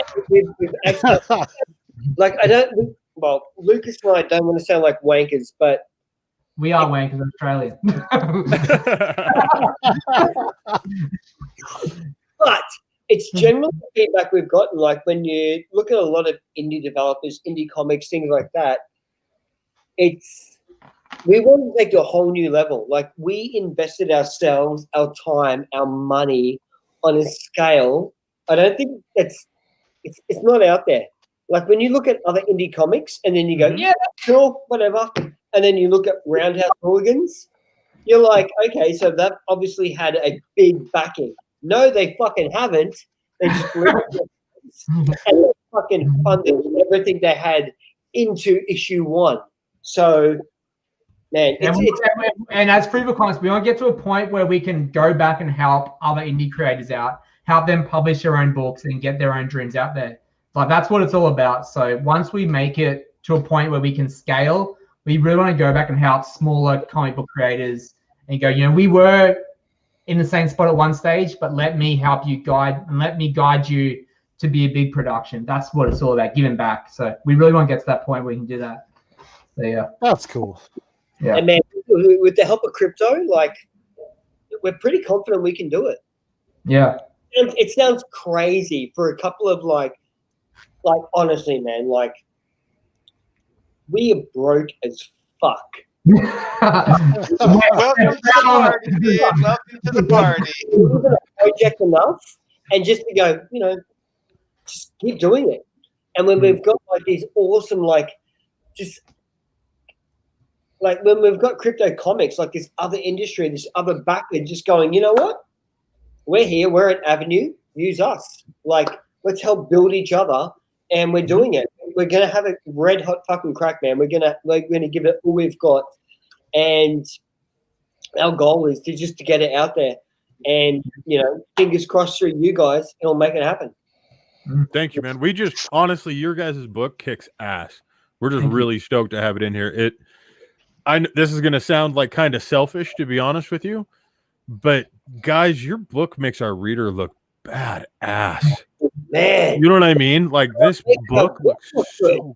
Like if we didn't have like a good medium, like for people to read it, it like you got to remember that as well. Like, so we've given people the option to download our book for free, but you, like a PDF viewer, they're not scrolling through it the same way they are. It's not the same. It's very different. And so you guys have given us a platform for people to read it the right way, you know. So it's really give and take. I mean, I'm just, you know, I'm pretty stoked that we actually. We're the one taking and you're the one giving, right? Give and take. Because we're the lucky ones. I mean, to have this kind of quality in the marketplace. I mean, dude, this is a great comic. There, you know, when you go through, I promise you, just have a great experience. At the end, you're just like, whoa. Yeah, this book really takes off into a totally different direction, and it's a roller coaster. Like, you know, you're going to deal with a lot of shit, a lot of emotions going to be in your head, and it gets action packed. It's fun, it's thrilling, it's funny, it's dramatic. It's got everything that everyone needs, and there's something for everyone to relate to. Each character is different in their own way, and I guarantee that if you read it, you go, oh yeah, that character is a lot like me. I can relate to that character in some way. Everyone's an individual in this story, just like in real life, and that's what we wanted to create. Just as a warning, though, don't do what I did and fall in love with Samson right off the bat. I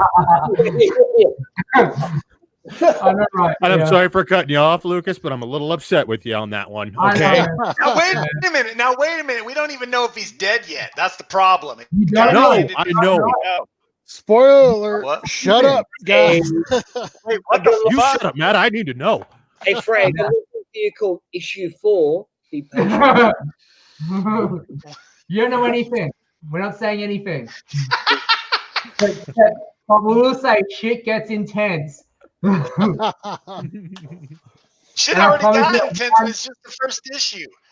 Yeah, that one mistake that Roundhouse Hooligans make just projectiles everything, and it just goes into a whole new direction of like war for like your hometown and being honorable to your people and your family and your friends, and it takes you in a whole new like just love story, and you start falling in love with characters more and more as they evolve and go through some hardship, and it's fun.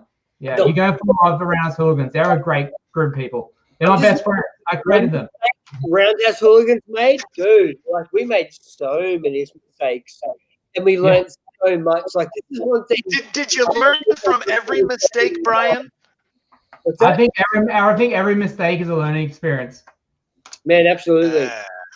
So like, then you haven't made any mistakes. If you learn a lesson, you didn't make a mistake. Exactly. Well, if you learned a lesson, if you didn't learn a lesson, you made a mistake. I let money control, but it's a mistake. All right. Why? Well, I will honestly tell you guys. I know you'll be under pressure. I will honestly tell you guys that every single person that's read Hooligans has honestly asked where 2 was. I mean, right off the bat. They've asked, like, who in the hell is Freefall Comics? You know what I mean? Like, this thing just blindsided everybody. The quality is amazing. The writing is amazing. The inking is amazing. The layouts are fucking badass. I mean, just everything about this is, I mean, like everybody's been saying. Quality production. We could have done it for arts, we're just writers. A cheap, half-assed project. Like, we know what we want. Like, we know our end vision. We know the goal. We know what we want to look like. And we just won't accept substitutes. Like, I mean, Lucas, man, he's a beast. I don't know what to say. Like, he's a beast. Like, we have. I try to be. He pisses excellence, doesn't he? He pisses excellence. Tried to like fund their own comic financially from going, okay, I'm going to write the story. I'm going to pay the inker, the artist, the colorist, the just fuck me. It is a your vision come to life. And like, honestly, we've just spared no expenses. Like, and I think Lucas as a guy, like where I'm more like going, Lucas, this is fucking insane. And he's going, nah, it's cool, man. Just roll with it. I'm like,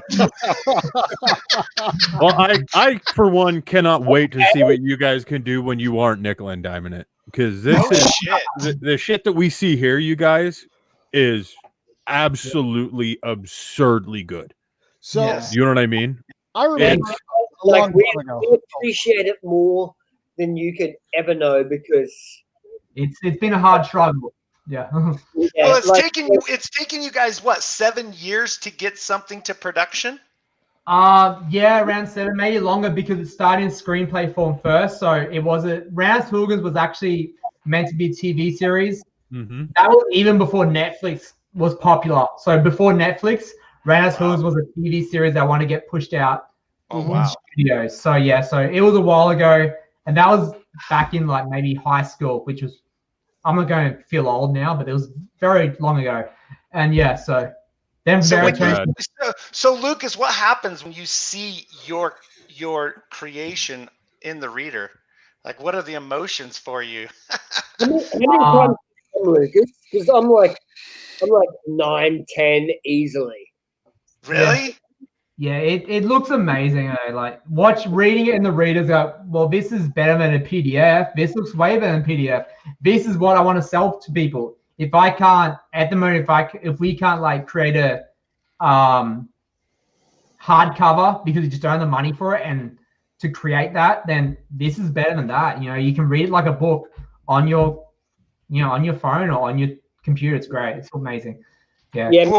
My Really anyone would be is like jump on, join the crypto comics marketplace, like become an investor, like I really want to see, because and like we've uploaded to different platforms before, it's gone nowhere, or it doesn't mean anything. But when you join this small group where it's like you get to read it and flip through pages like it's meant to be seen.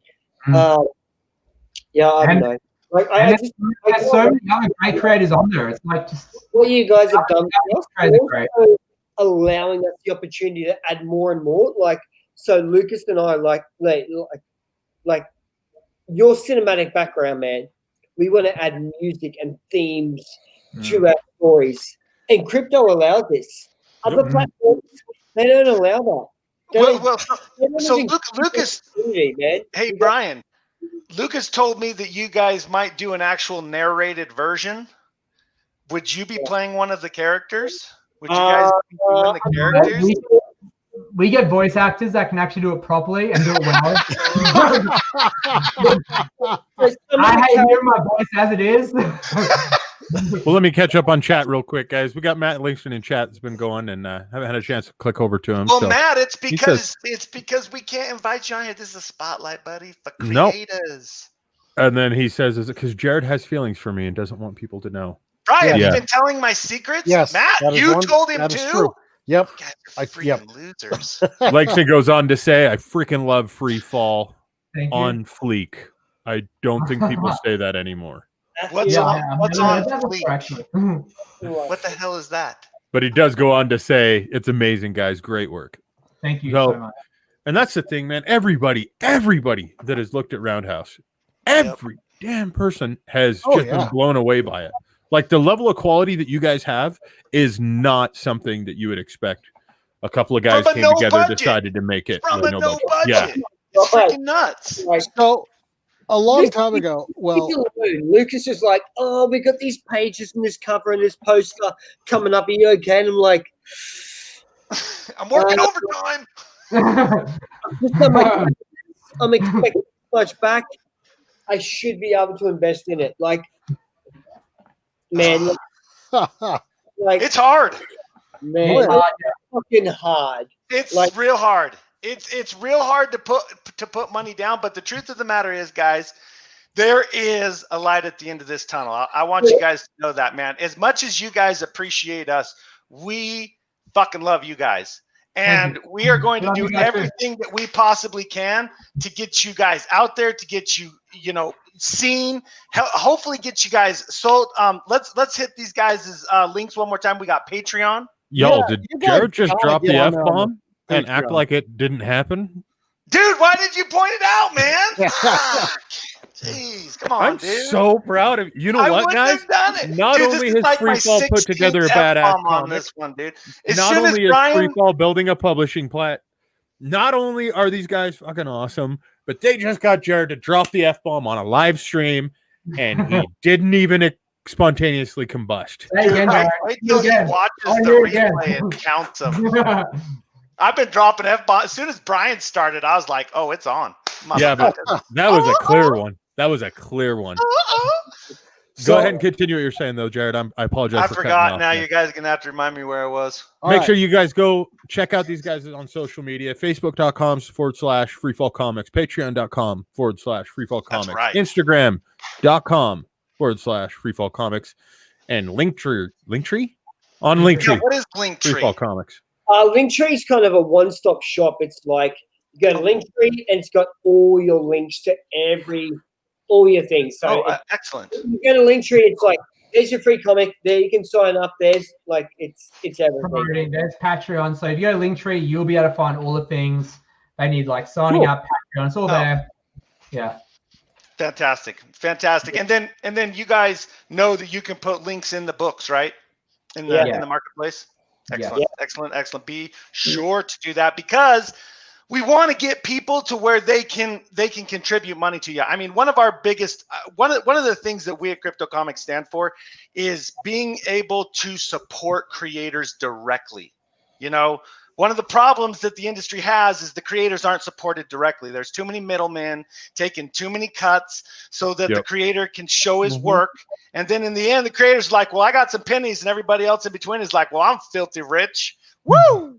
So we want to cut all that shit out. And so anybody out there who's watching this stream, please check out Free Fall Comics, man. These guys are independent. They're freaking awesome. Roundhouse Hooligans is their first issue, first comic to come out. So it's the first taste of where these guys are going. Excellent production quality. So good. This is where we're starting. Imagine where we end up. Exactly.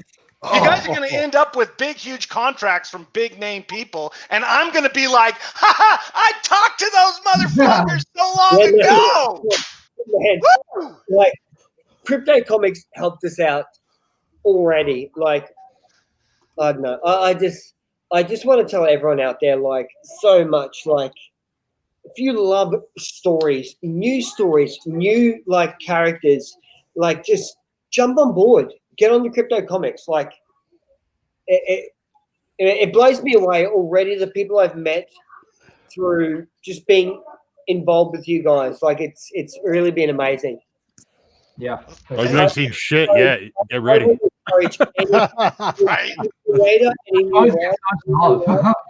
Make contact because you guys are legit.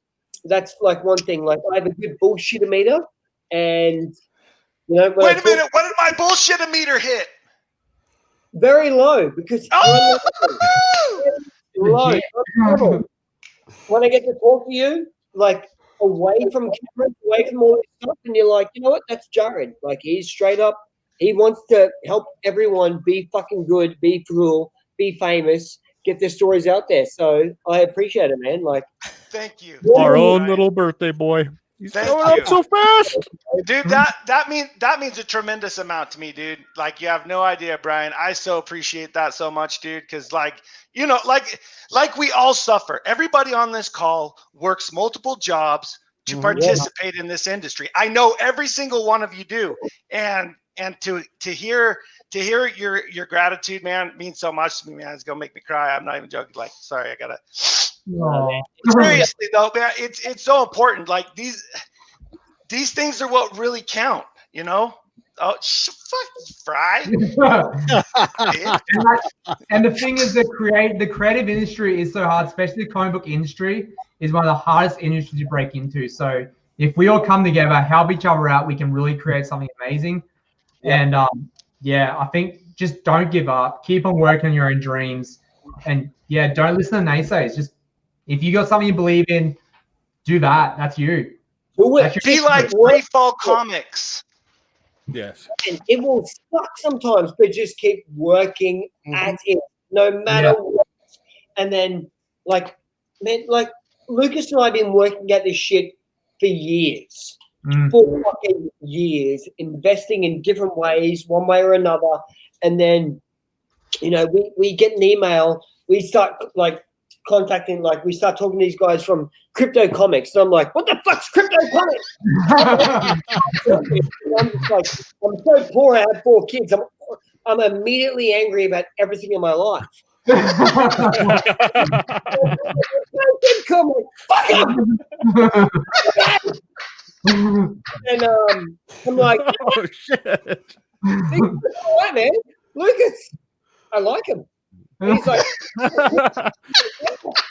so, I get emotional. Dude, you're a badass, Brian. You're a badass, man. And Brian's great. Again, I'm so thankful to both of you guys, man, because honestly, dude, this is the type of quality that really is going to bring attention to the indie industry.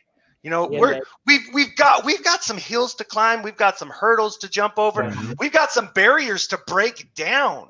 Everyone does, right? Yeah. Well, everyone does, but the indies got it hard, dude. The indies got it hard, dude. You know, and especially right now with no conventions.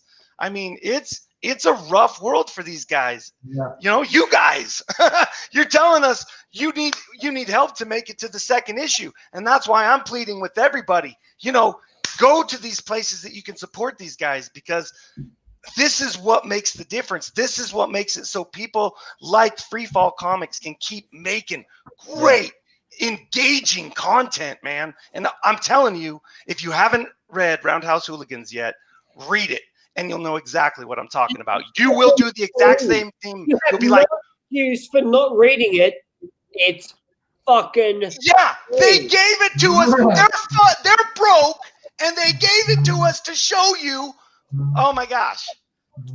And as they said earlier, they are in for a panel for CouchCon. That's December 4th through 8th. Yeah. That means. Thank you, guys. Whoa, that's going to be a cool fucking panel. Yeah, look at Brian. He's already regret saying yes. Look at him, the poor guy. So that means they're going to be on the Comics Bring Us Together panel. And fantastic. The little info graph on that is Comics Transcend Culture and Country. A powerful story combined with beautiful art bring people together. How these creators from different continents have used their power of comics to tell their story and connect with fans worldwide. Don't miss these inspiring stories from international comic book creators. Yeah, that was totally Lindsay, not me. That's so great. I was like, damn. That means we are going to have Bazil, who I love. He's amazing. We're going to have Sean Keenan. We're going to have Jesse Hansen. And we're going to have Free Fall Comics. Yep. All on the same stream. Nice. That is going to be. Hopefully, we've asked everybody on that list, and if we haven't, we'll get to you. I promise. Those guys are all in. Oh, okay, good. We've got I just wasn't 3 others that we're waiting to hear back from right now. That are people that we've talked to this week. So. Ooh, dude, it's gonna be CouchCon on Ice is gonna be so badass. You guys are gonna love it. You guys are gonna love it. And did you guys? Now, Lucas, did you go to the last CouchCon? I don't think I did. I think I might have watched the video of it after it was live. I'm pretty sure, but I didn't actually get onto it. No. Okay. All right. Yeah. Are you guys planning on going, or? Sorry, Fry. No worries. So what we'll do is we'll get with David Lilly. He's actually the lead over at Vivid Publishing. They're the ones that put this on. We just sponsor the event. We'll make sure that we get you guys set up with vending, everything like that. Cool. So that you're a big part of it and get you going there. Because it's awesome. We'll get you connected with David and stuff. Those guys are really good people over there at Vivid. I think you guys would really get along, to be honest with you. In your couch stuff for so fucking long. I love it. Well, here, I'll do this. I'm going to play the commercial for the last CouchCon, so don't mind the date. because we're still waiting for it to get the new one. But this will give you an idea. This is badass. This is badass. This will give you guys an idea of how these guys do everything. Are you sick of cancellations and occupancy limits? Tired of missing the cosplay, hangouts, events, and artists, and everything else? We'll rip that N95 approved face mask off because this year we're bringing the entire convention straight to the comfort of your couch. Vivid Publishing presents CouchCon, sponsored by Crypto Comics, June 25th through the 28th at CouchCon.org. Forget low-effort virtual events. Vivid's CouchCon is the real deal in its second year running. Check out our dealer's room with over 150 fantastic vendors. Let your fingers do the walking for you as you browse beautiful talent from around the world. We've got commissions, comics, clothes, toys, games, original art, latex bodysuits, and more. Hold on to your butts, because that's not all. Dive straight into a full weekend lineup of live panels. CouchCon has it all. From symposiums on mythology by award-winning authors to late-night dance floors and art jams. Join our Discord server and meet up with your convention buddies in the main hall. Oh yeah, just like old times, brother. Enter the CouchCon cosplay contest with both pet and human categories. Play online games with friends or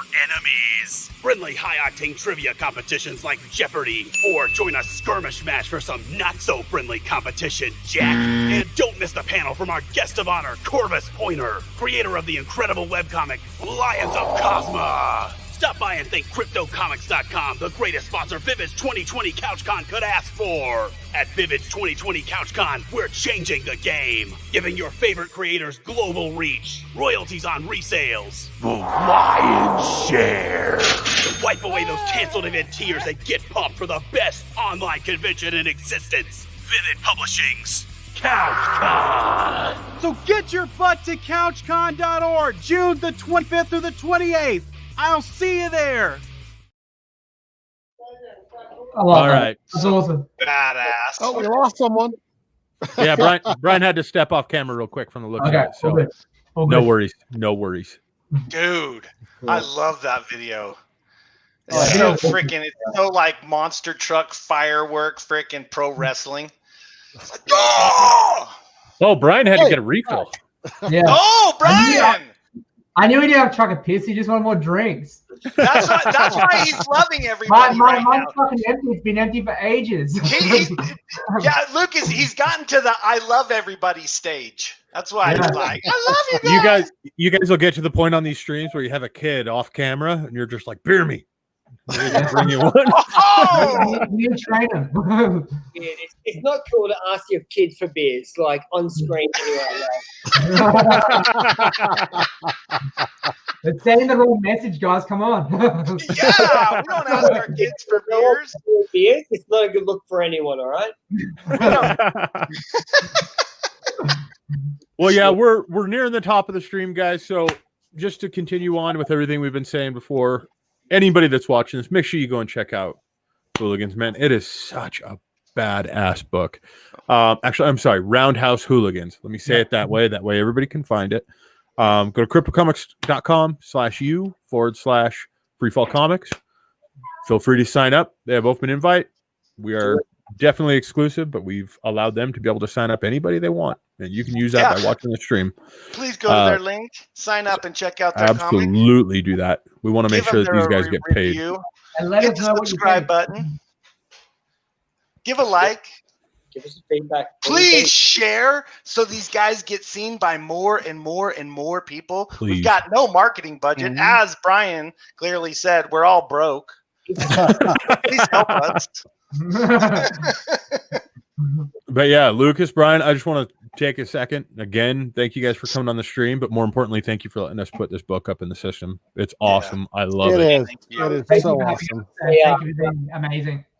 Yeah, thank you for giving us a platform. Like I said, like through you guys there, the people have already met, like other artists, creators, writers, inkers.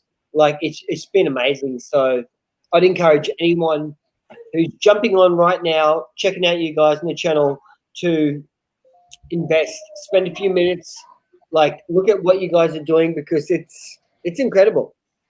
Thank you. Really, thank you. That's very appreciated. Man, it made our lives. Yeah, it's blown its wide. see other people reading, interpreting, opening our comics on a fucking global scale, which we'd never expected at all. That was a lot of It is pretty emphasis. awesome talking to a couple of dudes in Australia. I ain't gonna lie. It is Like, cool. That's pretty bitchin'. That is pretty bitchin'. I mean, we really are doing something global here, guys, and thank you for being a part of it. Absolutely. Thank you for being a part of it. Such a good chat.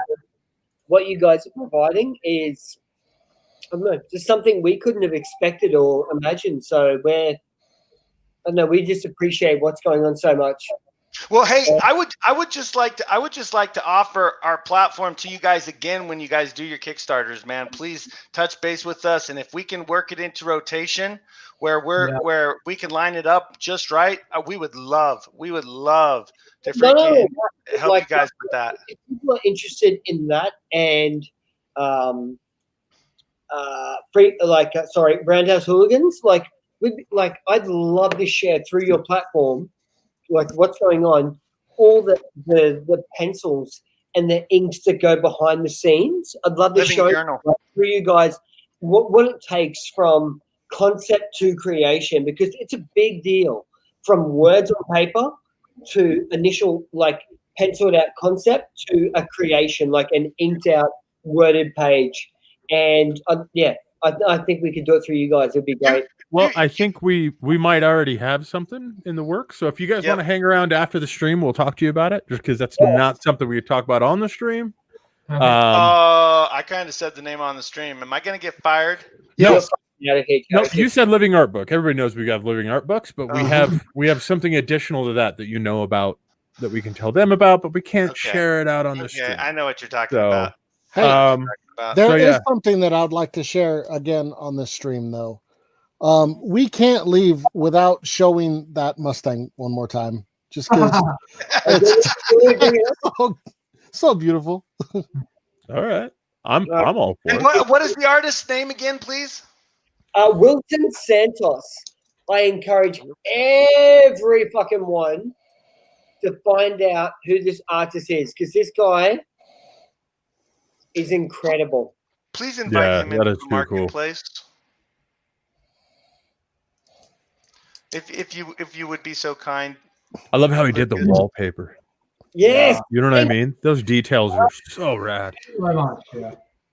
That's fun. So that's tile, dude. Initially, we were like, look, it's kind of a little bit of ghetto, a little bit of rundown, and him to interpret his own way, write something and draw something like that. Man, it's amazing. I mean, look at it. Yeah, it's very rare that the original sketches look anything like this. Just so that if anybody watching this isn't aware of that. What do you mean? What do you mean, Fry? Normally a background wall like that is just blank. That's just left for whatever the colorist wants. Oh, really? Oh, yeah. Oh. Yeah, that level of detail is normally only seen in high-end commission work. So are these pages going to go through color then? They'll still go through color, or what? How does that work? Yeah, absolutely. So can you guys see this? Mm-hmm. So he's originally what Wilton came back with, and I'm we had some feedback. Straight away, we're like, look, he looks like an amputee. Can we have it somewhere? Nice one. But yeah, that's artist. Yeah, he's amazing, and he's so ready to fix up any issues we had, and that was what was great about our artist. That was incredible because it does at first when I didn't know, until you said amputee, I didn't see it, but as soon as you said that, I was like, oh my gosh, the elbow. Yeah. Me and both perfectionists. That is awesome. Every fucking thing you can imagine, and it is just painful. We feel so sorry for our artists, but at the same time, we love our artists so much for sticking with us. Hey, why was there a video of us on there? What? Yeah. Oh, that's that 3-minute one, huh? That you guys took of yourselves. Right. I've heard of weirder material to use. I'm just saying. Whoa. That was that one. Oh, that was one you guys were. Oh yeah. Oh, look at that handsome devil. Oh, look at that green hair. Oh my god. That ain't great. Blue, you jerk. Oh, is that blue? Yeah. That was right after my daughter dyed my hair. Yeah. I'm sorry about that. But yeah, man. So how far we've come. No kidding, dude. Oh my gosh. All right, guys well, are so on cool. Facebook, Andrew Dodge says, I love it. So awesome. Thank you for checking that out, Andrew. Really appreciate that, man. Thank you, Andrew. Make sure you He's tell the your one friends. that got it on his Kindle. Mm-hmm. Like, Yeah, damn. it is on Kindle. Yeah, it's on Kindle. I think it's on Comixology as well. Oh, fantastic. What? Yeah, you didn't but give it's us a link for overshadowed by so much, Comixology. like, yeah. Well, go and pick up a copy everywhere. Get it Yeah, on. There you go. guys, Get it if on you can go get it Comixology. at Comixology, we encourage you. Yeah, No, Wherever absolutely. you guys can support these creators, please do so. And Please. good luck finding. Good luck finding on there because I couldn't find it myself on Comixology. You know how to spell it. No, oh look, image. Where are we? Well, the thing is that most people don't realize is say you find a book that's like this, that's just shining and this level of quality. If you want those creators to be able to continue going, literally, especially when they're free like this, go to every platform you can find, purchase it, leave a review everywhere, not just CryptoComics. Platform, but Comixology because Whoa! you. The thing is that what that does is that helps them get promoted in different algorithms, so their further marketing efforts are able to go much further. And that's what we want for, when people have a good book, that's how we can all do our part and help them get the name out for it. So That's right. very That's important right. to Because do. more people are looking for it, the word gets out. Human being, a decent human being. You'll head to Crypto Comics, right? All right. /U/Freefall Comics. They won't take 97% of whatever the fuck you do. Fuck! Comics. Oh! I'm angry. I'm angry.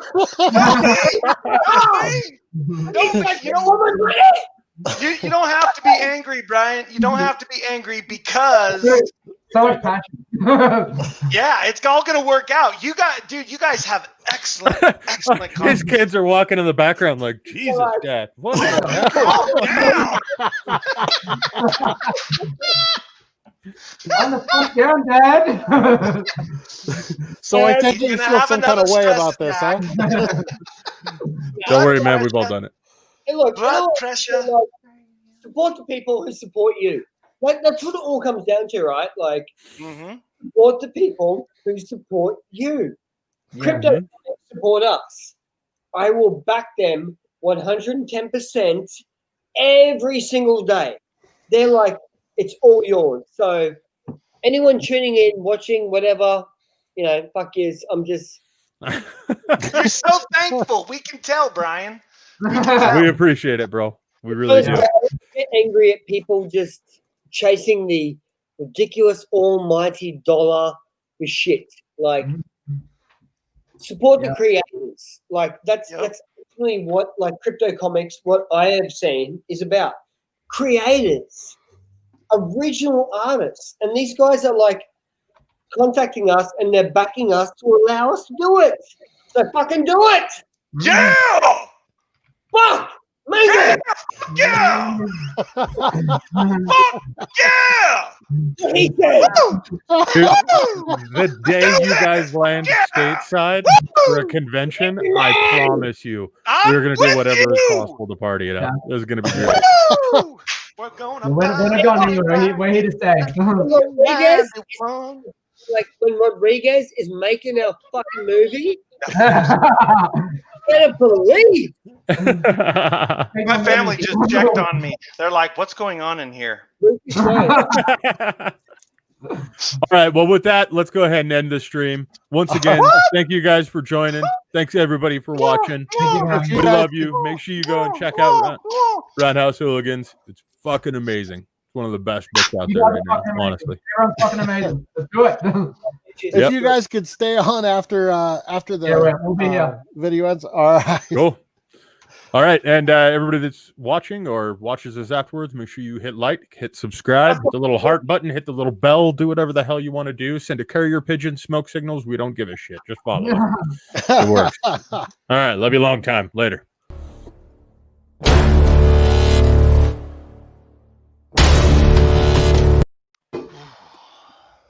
Well, that was fast. So funny. I had to stop it because of your face, Jared. I had to stop it. So good. I had to. Jared just like. All right. Get to see it. See you, everybody.